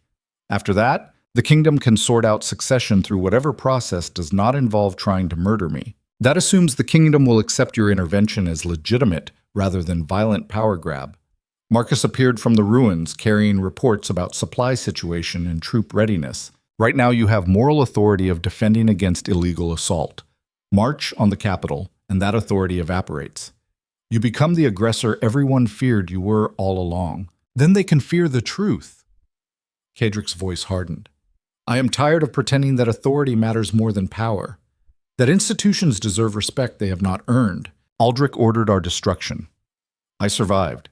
Now he pays the price for that mistake, and every noble who whispered support pays alongside him. The silence that followed carried weight of understanding that they had reached point where retreat was impossible. Forward momentum or death, no middle ground remaining, just commitment to course that would either reshape the kingdom entirely or get them all killed trying. Thomas finally nodded. I will begin preparations for march on the capital. We have maybe 4,000 combat-ready soldiers between Blackthorne and Vale forces. Not enough to siege the city if it closes gates against us, but sufficient to force confrontation Aldrich cannot avoid. We will not siege. Cedric turned back to the ruins, his mind already working through approach that did not repeat mistakes of conventional warfare. We infiltrate. Small forces through multiple entry points? Move fast before they can organize defense. Secure the palace and Aldrich himself before broader military response becomes coordinated. Speed over strength. Precision over overwhelming force. That requires inside assistance. People in the capital willing to open gates and provide intelligence about guard positions and Aldrich's location. Seraphina studied him carefully. Do we have those assets? We will. Send fast riders to every noble house whose leadership died in the coalition assault. Offer them choice. Support our move against Aldrich and receive favorable treatment in whatever comes after, or maintain loyalty to king who just got their fathers and brothers killed for nothing. Fear and self-interest will deliver more allies than principle ever could. You are betting that nobles care more about survival than loyalty to the crown. I am betting that nobles understand patterns. Aldrich backed a losing military campaign that decimated 8 major houses. That makes him dangerous liability rather than protective authority. Smart nobles will distance themselves before his next catastrophic decision costs them even more.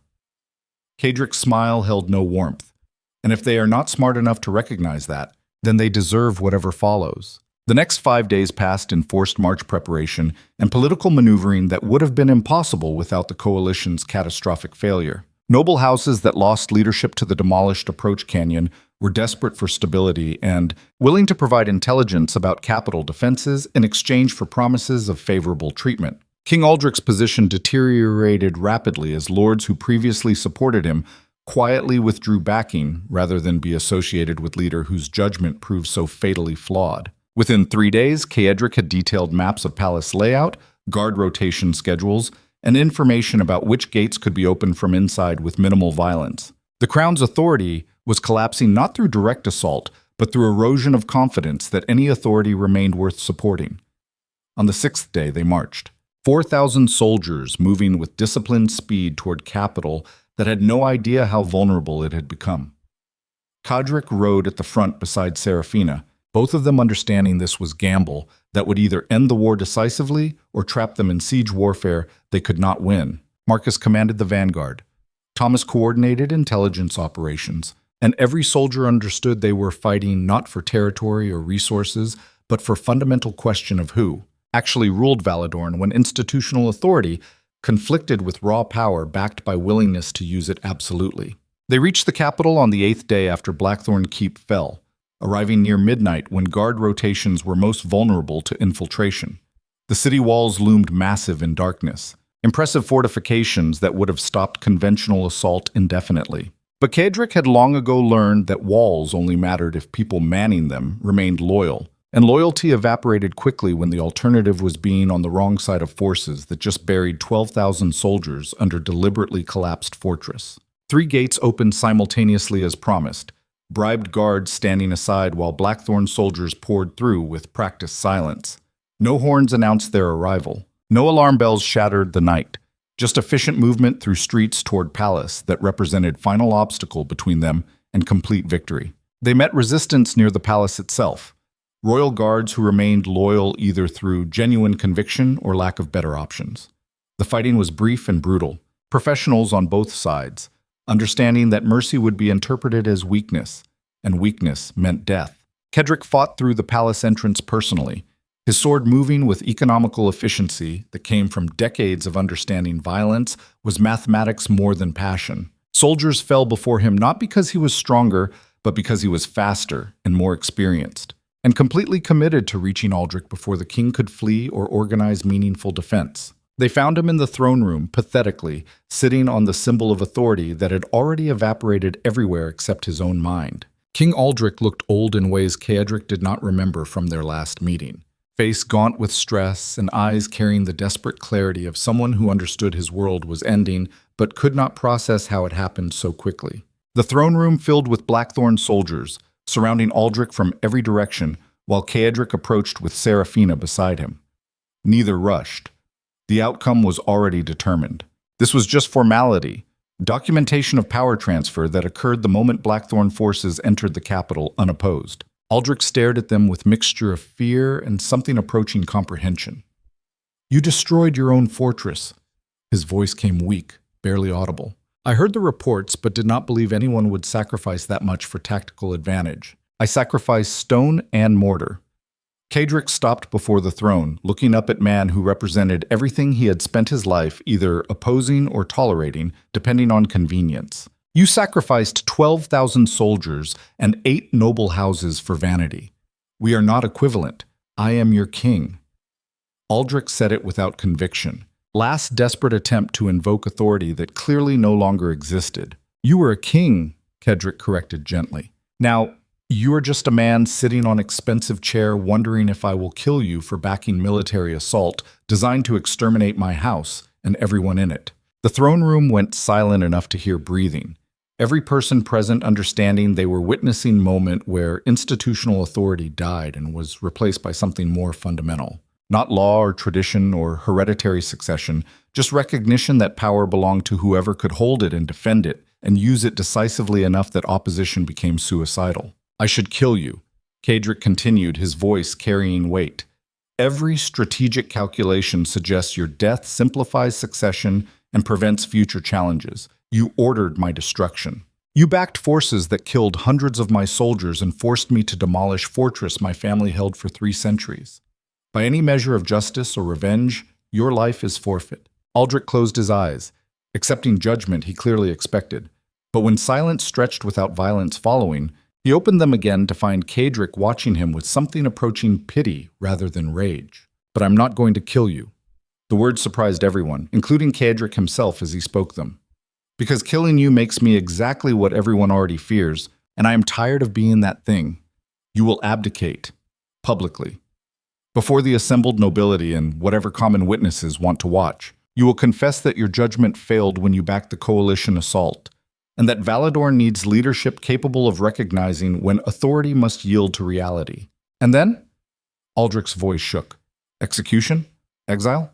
Public humiliation? Then you retire to whatever remote estate appeals to you and live out remaining years in obscurity." Cedric turned away from the throne, addressing the room rather than the man. "I do not need your death. I need your absence. The crown passes to someone with better sense, someone who understands that authority comes from maintaining order rather than demanding submission. Who that is matters less than ensuring it is not me, because I have no interest in ruling anything beyond my own territories. You are refusing the throne." Seraphina said it carefully, making certain she heard correctly. I destroyed Blackthorne Keep yesterday because surviving mattered more than symbol. Caedric met her eyes directly. Taking the crown would make me prisoner to different symbol, one that carries even more weight and less freedom. I want Aldrich removed so he stops trying to have me killed. After that, Valadorn can sort out its own succession without my involvement. The room erupted in murmurs. Nobles who infiltrated behind Blackthorne forces, trying to process declaration that upended every expectation about what happened when overwhelming force secured the capital. Conquerors took crowns. That was natural order. Refusing one after going to such lengths to remove previous holder made no strategic sense. But Caedric was tired of strategic sense that cost pieces of himself he did not want to sacrifice. Tired of becoming harder and colder and more ruthless until nothing remained except tactical calculations wrapped in human skin. Taking the throne meant continuing down that path forever, becoming institution rather than person, symbol rather than man. He had already destroyed one fortress. He did not need to imprison himself in another. Marcus approached through the crowd. What do we do with the lords who supported Aldrich's assault? The ones still alive are claiming they were coerced or misled, trying to distance themselves from decisions they actively participated in. Let them squirm. Caedric smiled without warmth. Their houses are crippled for at least a generation. They know it, we know it, and everyone watching knows it. That is punishment sufficient without needing executions that would make me look vindictive. Fear of what I might do matters more than anything I actually do. Seraphina moved to stand beside him, her voice low enough that only he could hear. You are showing mercy. That is going to confuse people who expected ruthlessness. I am showing pragmatism. Mercy implies I care about their well-being. I simply recognize that killing everyone who opposed me turns the kingdom into graveyard, and me into monster even I would hate. There is a difference. Is there? She studied his face carefully. Or are you finally learning that survival does not require sacrificing every piece of humanity you possess? The question hit harder than intended because Caedric did not have clear answer. Maybe mercy and pragmatism were different expressions of same evolution. Maybe refusing the crown and sparing Aldrich represented growth rather than weakness. Or maybe he was just exhausted enough that cruelty felt more costly than clemency for the first time in 15 years. He did not know. But standing in throne rooms surrounded by enemies who were alive only because he chose not to kill them felt different than standing on battlements watching fortress collapse under deliberate demolition. Not better exactly, just different enough that the distinction mattered in ways he could not yet articulate. The abdication occurred 3 days later in ceremony that drew thousands of witnesses who wanted to see King stripped of authority he no longer possessed. Aldrich read confession that named every mistake, every miscalculation, every moment where pride exceeded wisdom and resulted in catastrophic loss. He named the coalition assault as greatest failure, acknowledging that 12,000 soldiers died because he backed military campaign against force he should have negotiated with instead. And then he removed the crown, placed it on a pedestal before the assembled nobility, and walked away from throne he would never occupy again. The silence that followed carried weight of institutional authority collapsing in real time. For 3 seconds, no one moved because everyone understood they were witnessing fundamental transformation of how power functioned in Valadorn. Not hereditary succession or noble consensus, just recognition that authority belonged to whoever could hold it, and that Caedric Harrow could hold it, but chose not to, because he understood the cost exceeded the benefit. Finally, Lord Thomas Ravencroft stepped forward because someone had to fill vacuum before chaos consumed everything. He picked up the crown, held it high enough for the crowd to see, and spoke with voice that carried across the plaza. The crown passes to Duke Elian Ashford of the Western Territories, a man whose judgment and temperament suit the needs of a kingdom that has seen too much blood and destruction. He rules not because Duke Harrow seized power and distributed it, but because the assembled nobility recognizes his capability and the realm requires stable leadership. Duke Harrow returns to his territories with thanks of a grateful kingdom for removing threat and exercising restraint when vengeance would have been easier. The speech was political theater, creating narrative that made Caedric's victory look like service rather than conquest. Smart play by Thomas, reframing everything in ways that allowed nobles to support the transition without admitting they just witnessed power transfer through naked force. Caedric watched from the crowd rather than the platform, deliberately positioning himself as observer rather than participant. The crown passed to Elian Ashford, reasonable man who would rule adequately if not brilliantly, someone unlikely to launch catastrophic military campaigns against houses he should have negotiated with. Good enough. More than good enough given the alternatives. After the ceremony, they prepared for return journey to what remained of Blackthorne territory. The ruins still smoked in Cadric's mind, even though actual fires had long since burned out. He needed to see the devastation again, needed to understand what rebuilding actually looked like when starting from rubble instead of foundation. The journey took 6 days. 6 days of watching countryside that seemed unchanged, despite kingdom experiencing fundamental transformation of authority. Farmers still farmed, merchants still traded. Common people still lived lives that existed largely independent of whoever sat the throne or which duke controlled which territory. That recognition carried its own weight. Cadric spent 15 years believing that power concentrated at the top shaped everything below. But maybe the truth was simpler and more humbling. Maybe common people shaped their own lives regardless of noble conflicts, and power mattered primarily to people wielding it rather than populations allegedly being ruled. Uncomfortable thought for someone who built identity around being feared and respected across the kingdom. Even more uncomfortable when combined with realization that destroying Blackthorne Keep changed very little beyond removing symbol he thought was essential to maintaining authority. When they finally reached the ruins, Cadric stood again in the position where he watched the fortress die. A week had passed. Dust settled. Fires extinguished. What remained was honest assessment of damage that extended beyond tactical victory to touch something deeper about what he valued and why. 3 centuries of family legacy reduced to broken stone and shattered memory. His father died defending this ground. His grandfather built additions that made the fortress impregnable to conventional assault. Every duke stretching back through history left mark on walls and towers that no longer existed except in documentation and fading recollection. And Cadric destroyed it deliberately, betting everything that survival mattered more than symbol, that tactical advantage exceeded sentimental attachment, that living to rebuild was better than dying to preserve what should have been eternal. He was right by every measure except emotional. The coalition died. The crown changed hands. Blackthorne authority remained intact despite losing physical fortress that supposedly made it unchallengeable. So why did standing in the ruins feel like mourning rather than victory? You're thinking too hard. Seraphina appeared beside him as she always did, her presence grounding him in present instead of letting him spiral into abstract philosophy. It was the right choice. Brutal, costly, painful, but correct. You survived by adapting. That is not failure, that is evolution. Evolution that required destroying everything my father died defending. Cadric's voice came quiet. How do I reconcile that? How do I honor his memory while proving his sacrifice was pointless? Because the ground he died for was never actually worth holding. You honor his memory by surviving and building something better from the ruins. Seraphina took his hand, her grip strong and certain. Your father died because he could not adapt. Because his loyalty to place exceeded his commitment to living long enough to find different battleground. You learned from that mistake instead of repeating it. That is not disrespect. That is the best possible tribute to someone who gave everything for incomplete understanding of what actually mattered. The words should have comforted.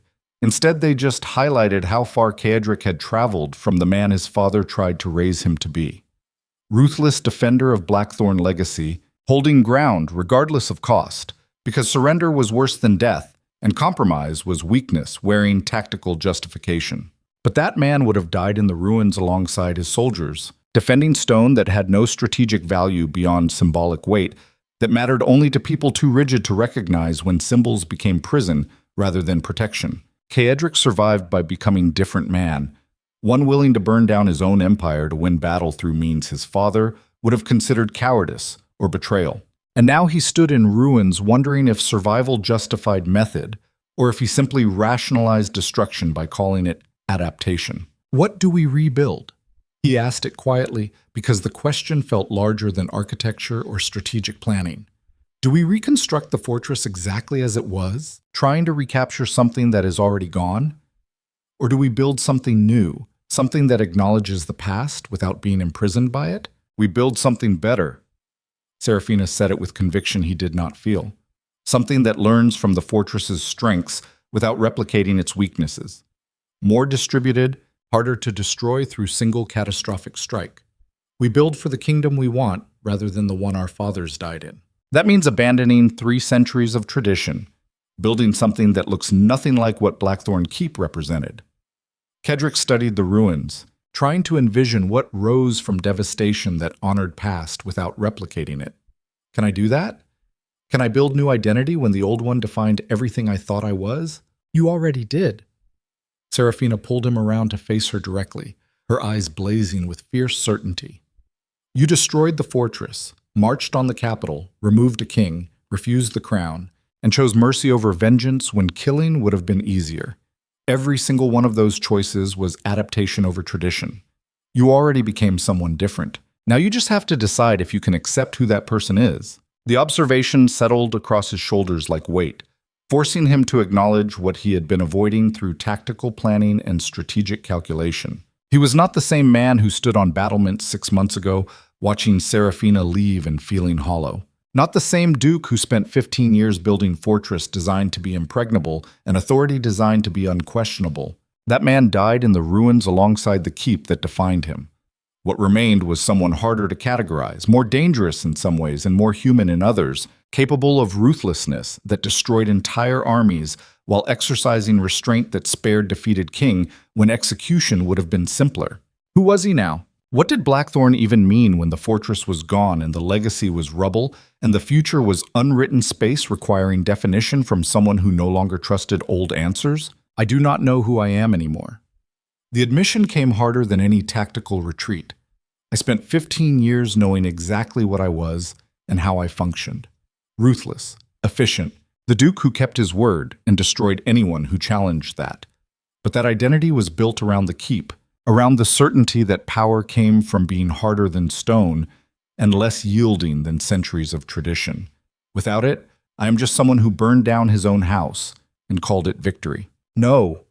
Seraphina's voice cut through his spiral with absolute certainty.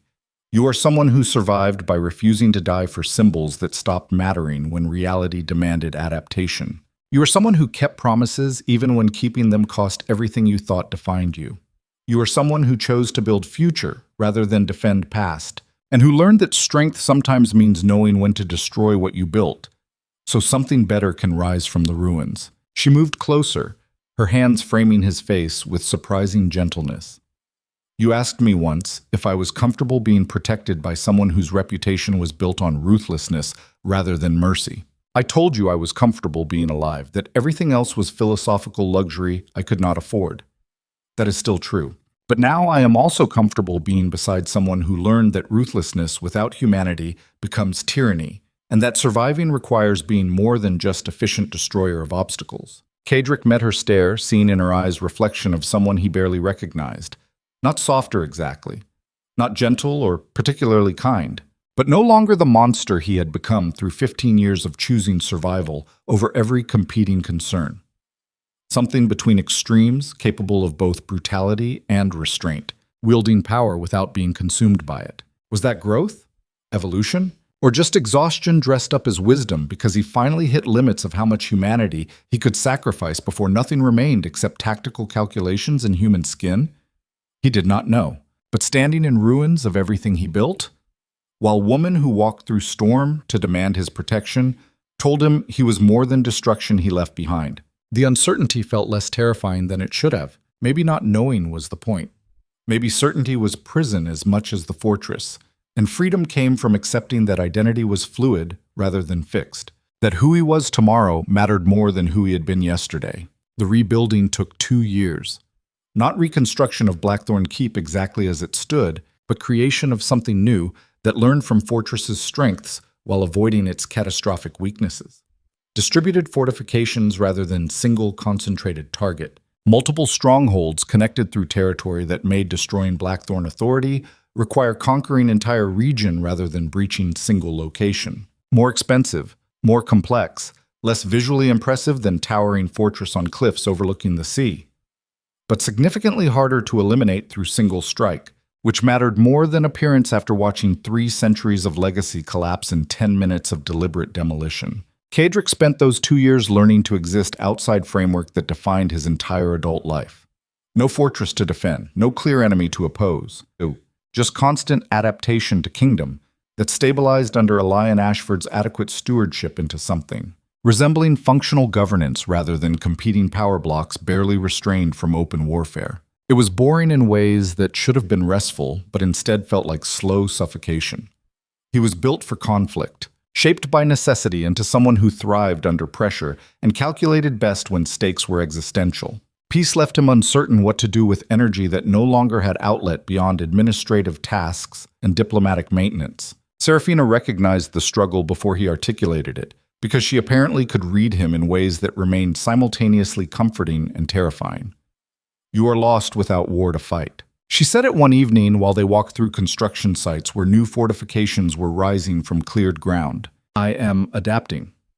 Kadric kept his eyes on workers hauling stone and mixing mortar, learning to function in kingdom that does not require constant intervention to prevent collapse. "You are existing without purpose beyond survival, and survival alone is not sufficient for someone who spent 15 years deriving meaning from defending something larger than himself." Seraphina stopped walking, forcing him to turn and face her. "You need new purpose, something that uses what you actually are, instead of trying to force yourself into a role that does not fit. And what role fits for someone whose primary skill is destroying opposition efficiently?" Kedrick asked it with more bitterness than intended. "What does ruthless Duke do during peacetime when ruthlessness serves no tactical objective? You build institutions that do not require you personally to maintain them. You train leaders capable of governing without constant supervision. You create systems stable enough to survive your death instead of collapsing the moment you stop paying attention." Seraphina's voice carried weight. "You spent 15 years being indispensable. Now you need to make yourself obsolete, because that is what actual success looks like, rather than just accumulating power you can wield until you die."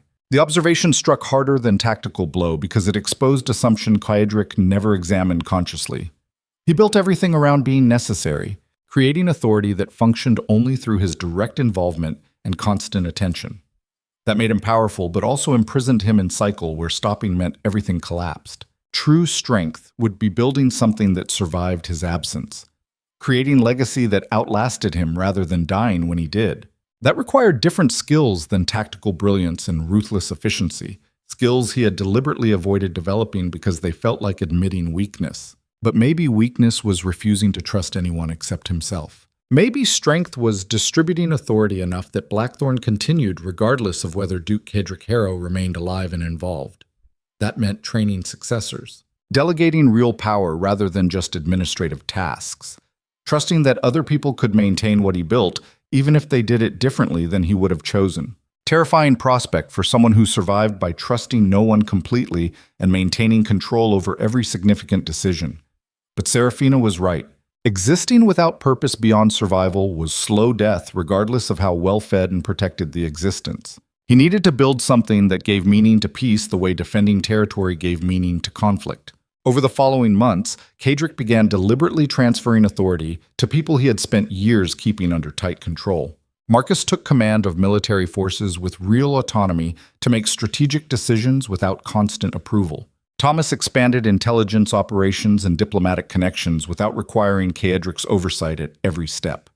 Seraphina herself became co-ruler in practice rather than just title, making decisions that shaped territories they jointly controlled. It should have felt like losing power. Instead, it felt like breathing after years of slowly suffocating under weight of being indispensable. Every delegation was terrifying recognition that other people might fail in ways he would not have, might make choices he considered suboptimal, might build something that looked different than he would have constructed. But they also might succeed in ways he never anticipated, might find solutions he would have missed, might create something better precisely because multiple perspectives and priorities shaped it, rather than single ruthless vision of how power should function. 3 years after Blackthorne Keep fell, Kadric stood on a different cliff watching sunset paint the sea in colors that made the world look gentler than he knew it actually was. The new fortifications rose behind him, distributed strongholds that lacked the imposing grandeur of the original keep, but functioned significantly better strategically. Seraphina appeared beside him, as she always did, their partnership having evolved into something that felt permanent in ways that still occasionally surprised him. They married 2 years earlier in ceremony that drew representatives from across the kingdom, demonstration that Blackthorne and Vale had become unified authority rather than temporary alliance. She was carrying their first child, visible swell beneath practical clothing she preferred over courtly fashion.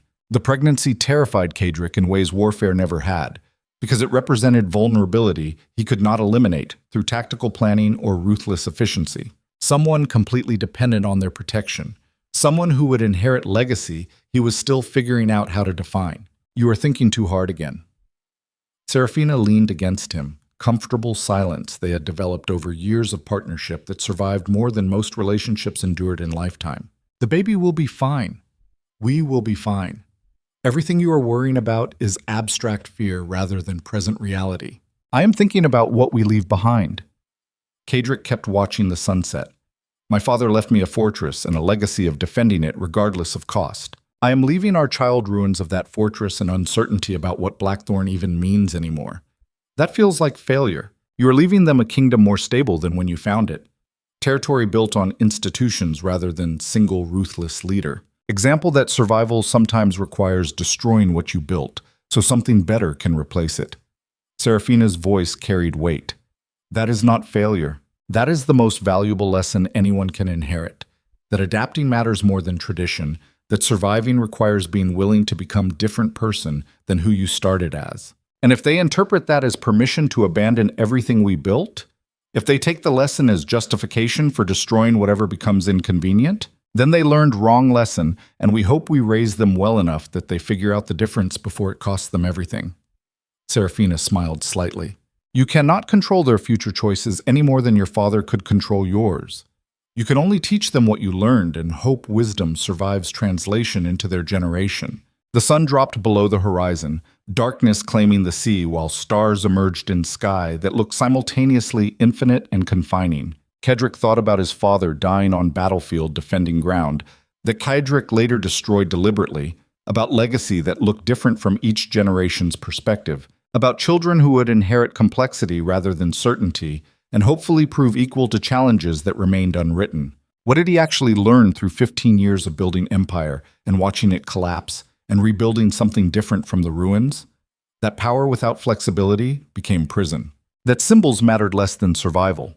That ruthlessness, untempered by humanity, became tyranny that destroyed itself eventually. That being indispensable was weakness rather than strength, because it meant nothing functioned without you personally maintaining it. And perhaps most importantly, that identity was fluid rather than fixed. That who you became mattered more than who you started as.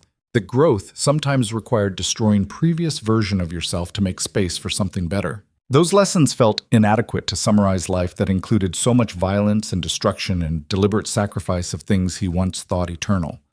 But maybe adequacy was not the point.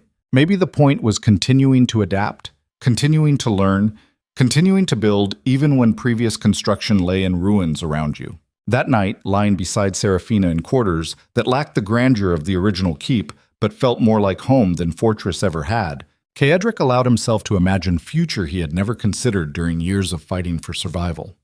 Children who grew up in kingdom more stable than he inherited. Territory built on systems rather than single ruthless ruler. Legacy defined by willingness to adapt rather than rigid defense of tradition. Was that victory? Success? Or just survival dressed up as wisdom because he lived long enough to learn that alternatives were worse? He did not know.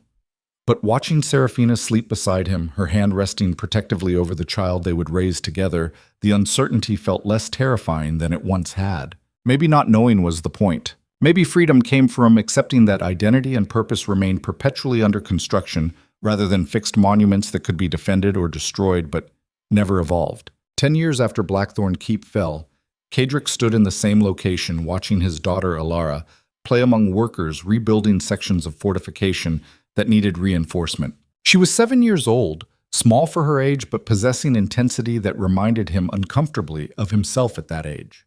Watching everything, calculating constantly, already understanding that power came from knowledge and preparation rather than just inherited authority. Seraphina appeared beside him, their second child balanced on her hip, a boy they named Edmund after her father, who started everything by making Cedric promise to protect his daughter.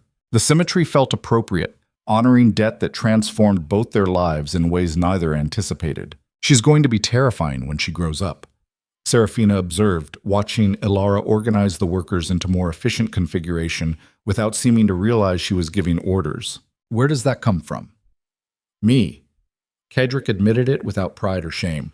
The need to control, to optimize, to ensure everything functions according to plan. I recognize it because I spent my entire life being that person. And look how well that turned out. Seraphina's voice carried dry humor. Destroyed your own fortress, marched on the capital, refused a crown, and somehow ended up more powerful than when you started, despite losing everything you thought made you powerful in the first place. The observation was accurate enough to sting. Kedrick had spent 10 years learning to exist outside framework that defined his first 15 years as Duke. Authority without fortress. Power without concentration in single location. Legacy built on institutions that survived his oversight rather than requiring his constant intervention. It still felt unnatural sometimes, like wearing clothing that did not fit quite right despite being technically correct size. But Ilara and Edmund would inherit something more sustainable than what he inherited, something that could adapt and survive, rather than standing rigid until circumstances forced catastrophic failure. That mattered more than his comfort with the transition. That evening, Kedrick finally returned to the ruins of the original keep, which had been preserved as memorial rather than cleared for reconstruction. Stone still lay where it fell during the demolition, testament to what he destroyed deliberately when survival demanded sacrifice of symbols in exchange for tactical advantage. He had not visited the ruins in years, avoiding them the way people avoided graves that carried too much unresolved grief. But Ilara asked about them earlier, wanted to know why the old fortress fell, and he realized he needed to make peace with decisions that still haunted him during the night, despite being correct by every measure except emotional. The ruins looked smaller than he remembered, less imposing now that construction projects and daily administration put them in context of larger territory rather than being sole focus of authority. Stone that once seemed eternal just looked weathered and broken, testament to impermanence rather than enduring legacy. Thomas found him there, his oldest friend looking significantly older than when they watched the keep collapse together 10 years earlier. "We are getting old, Kedrick. Speak for yourself." Kedrick kept his eyes on the ruins. "I am adapting to changing circumstances. You are mourning still." Thomas moved to stand beside him, both watching sunset paint the rubble in colors that made devastation look almost beautiful. "After 10 years, you are still trying to reconcile destroying this place with believing it was the right decision. Because I am not certain it was right, just necessary. There is a difference." Kedrick exhaled slowly. "I chose survival over symbol, tactical advantage over legacy, future over past. Those were correct priorities by every strategic measure. But that does not mean I do not regret what the choice cost or wonder what alternative timeline looks like where I found different solution. In the alternative timeline, you died defending this ground alongside your soldiers, and Seraphina and your children never existed because you valued stone more than adaptation." Thomas's voice carried weight. "You made the only choice that led to survival and everything that came after. Regretting it is just torturing yourself over road not taken that would have ended in your death and Blackthorne's destruction." The words were logical, reasonable, probably correct. But grief did not respond to logic, and regret persisted regardless of whether alternatives were actually better. Kedrick spent 10 years building something new from the ruins, creating legacy that might outlast him through institutions rather than personal authority. But he also spent 10 years carrying the weight of 3 centuries of family history deliberately destroyed, watching his father's grave overlook ruins of fortress. The old Duke died defending, living with knowledge that he proved his father's sacrifice was pointless, because the ground was never actually worth holding. That guilt did not vanish through tactical victory or institutional construction. It just became background condition he learned to function despite constant reminder that survival sometimes required betraying everything previous generations died defending. Was that wisdom, or just rationalization for choices that felt increasingly necessary in retrospect but remained troubling in execution? He did not know. But watching the sun set over ruins that would stand as memorial to his decision, Kedrick allowed himself to acknowledge that uncertainty was permanent condition rather than temporary discomfort. He would never know if destroying the keep was truly right or just least wrong among terrible options. But his daughter existed. His son thrived. Seraphina built alongside him rather than dying during siege, he could not survive. The kingdom stabilized into something resembling functional governance rather than competing powers barely restrained from warfare. Those outcomes mattered more than his comfort with the method that produced them. 20 years after Blackthorne Keep fell, Cedric stood before the memorial that marked where the fortress's great hall once stood. His hair was gray now, face carrying lines that came from years of decisions that cost pieces of himself with each choice. He was 53 years old, which felt simultaneously younger than he expected to live and older than he remembered being when this started. Elara stood beside him, 27 years old and already showing the tactical brilliance that would make her a formidable leader. When she inherited authority, he was actively working to distribute enough that inheritance mattered less. She stared at the ruins with expression he recognized from his own face in mirrors, calculation mixed with something harder to define. You destroyed this because keeping it meant dying pointlessly defending symbol that stopped mattering when circumstances demanded adaptation. She said it like reciting lesson learned through years of study. Survival over tradition, tactical advantage over sentiment, future over past. Yes, Cedric agreed because the summary was accurate even if it missed emotional complexity. But understanding the logic does not erase the cost, or make the choice feel less like betrayal of everything that came before. Every generation betrays the previous one by adapting to circumstances their parents could not imagine. Elara's voice carried weight beyond her years. You betrayed your father's legacy by refusing to die defending it. I will probably betray yours by building something that looks nothing like what you constructed. That is not failure. That is how progress actually works, instead of just maintaining status quo until external pressure destroys everything. The observation was accurate and cold in ways that reminded Cedric uncomfortably of himself at her age. She would be fine inheriting complexity he left behind. Probably better than fine, because she understood from childhood that institutions mattered more than individuals and that authority should distribute rather than concentrate. That should have been comforting. Instead, it just highlighted how thoroughly he made himself obsolete, which was always the goal but still felt like slow death, despite being necessary for anything he built to outlast him. Seraphina appeared through the ruins, moving with less grace than 20 years earlier, but still possessing certainty that made her presence grounding, regardless of physical limitations age imposed. Time to go. The memorial ceremony is starting, and they are expecting Duke Blackthorne to actually attend his own father's remembrance. My father would have hated this. Cedric gestured toward the ruins. Public ceremony honoring man who died defending Fortress I, deliberately destroyed. The irony is so bitter it could kill. Your father would have hated that you survived him by 30 years and built something that might outlast you both. Seraphina took his arm with practiced ease. But survival always mattered more than paternal approval, and you learned that lesson well enough to still be breathing while he is 3 decades dead. They walked together toward the memorial platform, where nobles and common witnesses gathered to honor Duke Harrow, who died defending Blackthorne Keep against forces that should have been allies. The ceremony was politics more than genuine remembrance, formal acknowledgement that current stability was built on foundation of previous sacrifices, even when those sacrifices proved ultimately unnecessary. Cedric gave brief speech about his father's commitment to defending what he believed mattered, carefully avoiding mention that the son proved the father wrong by destroying what the father died protecting. The assembled crowd nodded appropriately, understanding the subtext that power required honoring past even while building different future. After the ceremony, standing again before the ruins as witnesses dispersed, Cedric allowed himself final acknowledgement of something he had been avoiding for 20 years. His father was wrong. Not about everything, but about fundamental belief that holding ground mattered more than surviving to find different battlefield. That loyalty to place exceeded commitment to adapting when circumstances demanded change. Wrong, but not cowardly or foolish or weak. Just operating from incomplete understanding of what actually mattered. Making best decisions he could with information available and dying for those choices because retreat felt like betrayal of everything he believed.